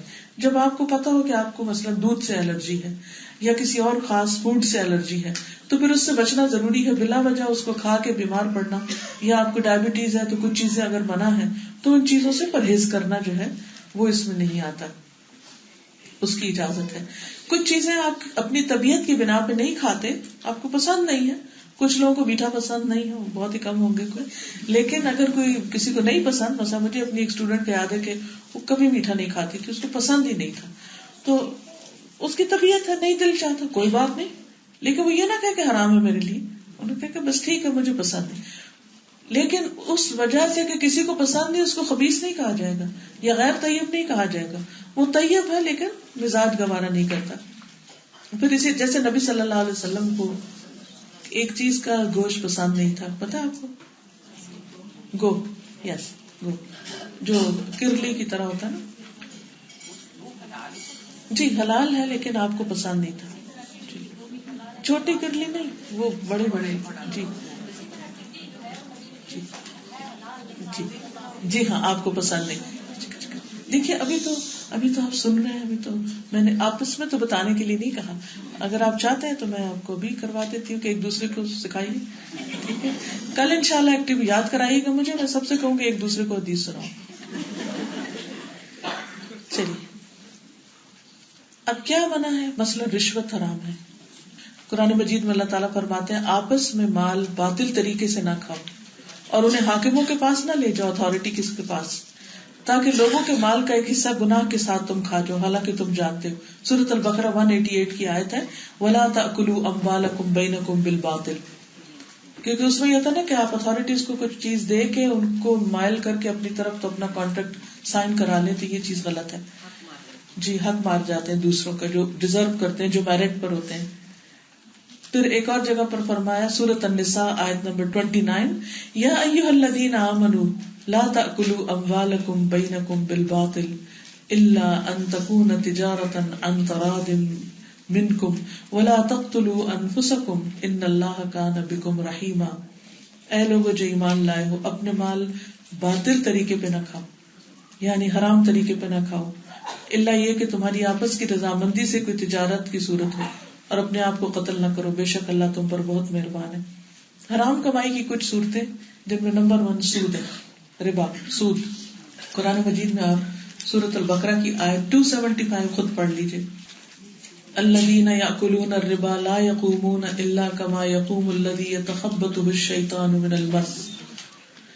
وہ لوگ جو سود کھاتے ہیں کھڑے نہیں ہوں گے مگر جیسے وہ کھڑا ہوتا ہے جسے شیطان نے خبتی بنا کر چھو کر خبتی بنا دیا, پاگل کر دیا. یہ اس لیے کہ انہوں نے کہا کہ تجارت تو سود ہی کی طرح ہے, حالانکہ اللہ نے تجارت کو حلال کیا کیونکہ اس میں رزق ہوتا ہے, اور سود کو حرام کیا. پھر جس کے پاس اس کے رب کی طرف سے کوئی نصیحت آئے پھر وہ باز آ جائے تو جو پہلے ہو چکا وہ اسی کا ہے, اور اس کا معاملہ اللہ کے سپرد ہے, اور جو دوبارہ ایسا کرے تو وہی آگ والے ہیں اور وہ اس میں ہمیشہ رہیں گے. نبی صلی اللہ علیہ وسلم نے فرمایا سود کھانے یا کھلانے والے پر لعنت ہے, یعنی وہ اللہ کی رحمت سے دور ہے. پھر اسی طرح رشوت, کچھ صحابہ جو تھے وہ جو یہود کے پاس جو کھجوروں کے باغ تھے, جو مسلمانوں کے باغوں پہ کام کرتے تھے, ان سے جب وہ آدھا وصول کرنے کے لیے جاتے تھے, ایک مرتبہ انہوں نے کچھ زیور وغیرہ اکٹھے کیے اور جو مال آئے تھے ان کو پیش کیے کہ آپ اندازہ ہماری مرضی کا کر دیں, یعنی ہمارے فیور میں کر دیں کچھ پیسے لے کر. تو انہوں نے کہا کہ اگر میں ایسا کروں تو یہ ظلم ہے, ناانصافی ہے, اور جو رشوت تم مجھے پیش کر رہے ہو یہ خالصتاً حرام ہے, ہم اس کو نہیں کھائیں گے. تو وہ آگے سے بولے اسی وجہ سے تو زمین و آسمان قائم ہے کہ زمین پر اب بھی ایسے لوگ ہیں, اور ہر دور میں ایسے لوگ آنےسٹ قسم کے ہوتے ہیں, ڈیڈ آنےسٹ, کہ جو اس طرح کے ہر مال سے پرہیز کرتے ہیں جو کسی اور کا حق ہو. اسی طرح لوگوں سے مانگ مانگ کے کھانا, لوگوں کے آگے سوال کرنا, تو اور خصوصاً مال بڑھانے کے لیے سوال کرنا جو ہے یہ درست نہیں. پھر جھوٹی قسم کھا کے سودا بیچنا, اس کی کیا صورت ہوتی کہ انسان کہے کہ اللہ کی قسم یہ تو اتنے کی خرید بھی نہیں, حالانکہ وہ اتنی ہوتی ہے تاکہ وہ زیادہ نفع حاصل کر سکے. تو یہ بھی اس سے بھی جو جھوٹی قسم کھائی ہے اس پر جو سودا ہوگا تو وہ بھی ناپسندیدہ ہے. قرآن مجید میں اللہ تعالیٰ فرماتے ہیں بے شک جو لوگ اللہ کے عہد اور اپنی قسموں کے عوض تھوڑی قیمت لیتے ہیں یہ وہ لوگ ہیں ان کے لیے آخرت میں کوئی حصہ نہیں, اور اللہ قیامت کے دن ان سے بات نہ کرے گا اور نہ ان کی طرف دیکھے گا, نہ انہیں پاک کرے گا, اور ان کے لیے دردناک عذاب ہے. پھر اسی طرح مزدور کی اجرت مارنا, مزدور کی اجرت مارنا کیا مطلب؟ کام کروا لینا, پیسے دینے کے وقت کہنا بھاگ جاؤ یہاں سے. تو وہ اس کے حصے کا جو پیسہ ہے وہ اگر انسان نے اپنے پاس رکھ کے استعمال کیا تو سخت حرام کا حصہ ہے. اسی طرح کسی کا ورثے کا حق مار لینا, یا جھوٹ, فریب, دھوکے کے ساتھ کمائی کرنا, تو ان تمام چیزوں سے پرہیز کرنا ضروری ہے. اللہ تعالیٰ سے دعا ہے کہ وہ ہمیں عمل کی توفیق عطا فرمائے. اس کے لیے کچھ دعائیں ہیں. اللہم اکفنی بحلالک عن حرامک واغننی بفضلک عمن سواک. یہ کثرت سے پڑھنی چاہیے. جس شخص کو پریشانی ہو کہ ان کے گھر میں اس طرح کی کچھ چیزیں ہیں جو پسندیدہ نہیں ہیں، وہ اللہ تعالیٰ سے دعا کریں کہ اللہ ہمارے لیے حلال کے راستے کھول دے، کیونکہ اللہ سبحانہ وتعالیٰ کے لیے کچھ بھی مشکل نہیں، وہ زمین و آسمان کا مالک ہے، وہ آپ کے لیے غیب کے خزانوں سے اگر آپ اللہ سے ڈریں گے، من یتق اللہ یجعل لہ مخرجا، تو وہ اس کے لیے مشکل سے نکلنے کا راستہ بنا دیتا ہے، وَيَرْزُقْهُ مِنْ حَيْثُ لَا يَحْتَسِبُ۔ پلیز سوال بعد میں، ابھی تو آیت پڑھ رہی ہوں میں قرآن مجید۔ دیکھیے اب اصل پریشانی کیا ہوگی، سوال کیا آئیں گے، میرا شوہر یہ کام کرتا ہے، میری جاب ایسی ہے، فلاں ایسا کرتا ہے، اب میں کیا کروں؟ میں اس کا حل پہلے سے بتا رہی ہوں تاکہ آپ کو یہ سوال ہی نہ کرنا پڑے۔ دیکھیے سب سے پہلے تو توبہ، اور توبہ کی شرط یہ ہے کہ انسان حرام چھوڑ دے۔ اب چھوڑ کے ایک دم کہاں سڑک پہ آ بیٹھے، اتنا آسان نہیں، تو اس کے لیے کیا کرے، تلاش شروع کر دے، اور ساتھ دعا شروع کرے۔ دو چیزیں، دعا اور کوشش، اور دعا روزانہ، ہر نماز کے بعد، ہر قبولیت کے وقت میں، یا اللہ میرے لیے حلال کے دروازے کھول دے، یا رب مجھے ڈر لگتا ہے کہ کہیں ایسا نہ ہو میری عبادت اور میری دعائیں قبول نہ ہو، یا رب تو ہمیں حلال روزی دے، یا اٹھتے بیٹھتے اس کو اپنا ہم و غم بنا لے۔ اور پھر اللہ کا وعدہ ہے، یاد رکھیے بہنوں یہ آیت غور سے سننے کی ہے، من یتق اللہ، جو اللہ سے ڈرے گا، من یتق اللہ، جو اللہ سے ڈرے گا، یجعل لہ مخرجا، اللہ اس کے لیے نکلنے کا کوئی راستہ بنا دے گا، وَيَرْزُقْهُ، اور اس کو رزق دے گا، من حیث لا یحتسب، جہاں سے اس کا گمان بھی نہیں تھا، اس کا خیال بھی نہیں تھا۔ ہم سمجھتے ہیں کہ ہم صرف وہ دعا مانگیں جو کام ہم کر سکتے ہیں، اور جو ہمارے بس میں نہیں اور ہمیں لگتا ہے یہ نہیں ہوگا، ہم دعا بھی نہ مانگیں۔ نہیں، آپ اس سے مانگ رہے ہیں جو ہر چیز کا مالک ہے اور وہ سب کچھ کر سکتا ہے۔ ہمیں مشکل لگتا ہے، اس کو تو مشکل نہیں لگتا کچھ بھی۔ تو اس لیے ہمیں اللہ سے ڈرتے ہوئے توبہ کر کے اس سے حلال مانگنا ہے، اور اس کے لیے مسنون دعا آپ کو بتا دی گئی ہے۔ اب یہ ہے کہ سوال آپ لکھیں گے اور لکھ کے یہاں رکھ دیں گے، بعد میں جاتے وقت تو انشاءاللہ تعالی ہم مجھ تک پہنچ جائیں گے، کل پھر میں ان پر مزید بات کر لوں گی جو پہلو اگر کوئی تشنا رہ گیا۔ دوسری چیز یہ ہے کہ اپنا علم بڑھانے کے لیے مزید کتابیں، کیسٹ، سی ڈیز اگر یہاں اسٹال کوئی لگا ہوا ہے تو وہاں سے آپ لے سکتے ہیں، اور یہ کارڈ آپ کل بھی لے کر آئیں، یہ نہیں کہ آج ہی جا کے لگا دیں، اس کو پہلے صحیح پروننسیشن سیکھ لیں، اس کا میننگ سیکھ لیں، اس کی تھوڑی وضاحت، تاکہ روح کے ساتھ، پوری روح کے ساتھ آپ اس کو مانگیں۔ اس کے علاوہ یہ ہے کہ ریسٹورینٹ والوں نے یہ اعلان کیا ہے کہ انہوں نے کھانا 18 سے 8 پاؤنڈ تک آپ کے لیے کنسیشن کیا ہے، تو جو لوگ کھانا خریدنا چاہیں وہ ان سے خرید سکتے ہیں اس کے بعد۔ اور اس کے علاوہ یہ ہے کہ الحمدللہ نئی کلاسز شروع ہوئی ہیں، آپ سب کے لیے پڑھنے اور سیکھنے کا موقع ہے، اور جہاں جہاں کلاس ہوتی ہے اس کا ایڈریس یہ اس کاغذ پر موجود ہے، ایڈریس کاغذ پر موجود ہے، یہ کاغذ لے جانا مت بھولیے تاکہ آپ باقاعدہ سیکھنے کا عمل شروع کر سکیں۔ اب یہ ہے کہ نماز کا وقت بھی ہو چکا ہے، اور ہمارے پروگرام کے ختم ہونے کا وقت بھی ابھی تھوڑا سا باقی ہے۔ میں ان دعاؤں کا کم از کم ترجمہ آپ کو بتا دیتی ہوں کل، تاکہ آپ جب پڑھنا شروع کریں، کہلوانا شروع کیا جائے آپ کو اور یاد کرایا جائے آپ کو، تو آپ کو آسانی سے یاد ہو جائے۔ اگر آپ پہلے سے ہی یاد ہے آپ کو، تو بھی آپ جب پڑھایا جا رہا ہو تو آپ اس وقت بھی مانگتے جائیے، کیا پتا وہ قبولیت کا وقت ہو، تو غافل دل سے نہیں کوئی دعا قبول ہوتی، تو آپ نے پوری توجہ کے ساتھ کرنا ہے۔ اس کے علاوہ یہ ہے کہ اگر آپ مجھ سے کچھ بھی کہنا چاہتے ہیں، آپ لکھ کے یہاں رکھ دیجئے۔ اگر آپ کو کسی سلسلے میں کوئی ملاقات کرنی ہے یا کچھ بھی کہنا ہے، آپ لکھ کر دے دیجئے، میں اس کے مطابق آپ کو ٹائم دے دوں گی۔ لیکن یہ جو ہم اچانک یلغار کر دیتے ہیں نا، یہ آپ پورے یو کے میں کہیں بھی نہیں کرتے ہوں گے۔ ہم ہر جگہ لائن بنتی ہے نا، ہر جگہ ویٹ کرتے ہیں، ہر جگہ صبر سے کام لیتے ہیں، لیکن دین کے معاملے میں ہم ایسی بے صبری کیوں کرتے ہیں؟ ایک تو اذان ہو چکی ہے، نماز کا وقت ہے، آپ فوراً نماز کی طرف جائیں گے، میری طرف نہیں آئیں گے۔ دوسرا ہے کہ اگر آپ کو کچھ کہنا ہی ہے تو آپ لکھ کر رکھیں گے، اور گزرتے گزرتے میں کچھ لوگوں سے سلام کر لوں گی تاکہ میں بھی وقت پر نماز پڑھ سکوں۔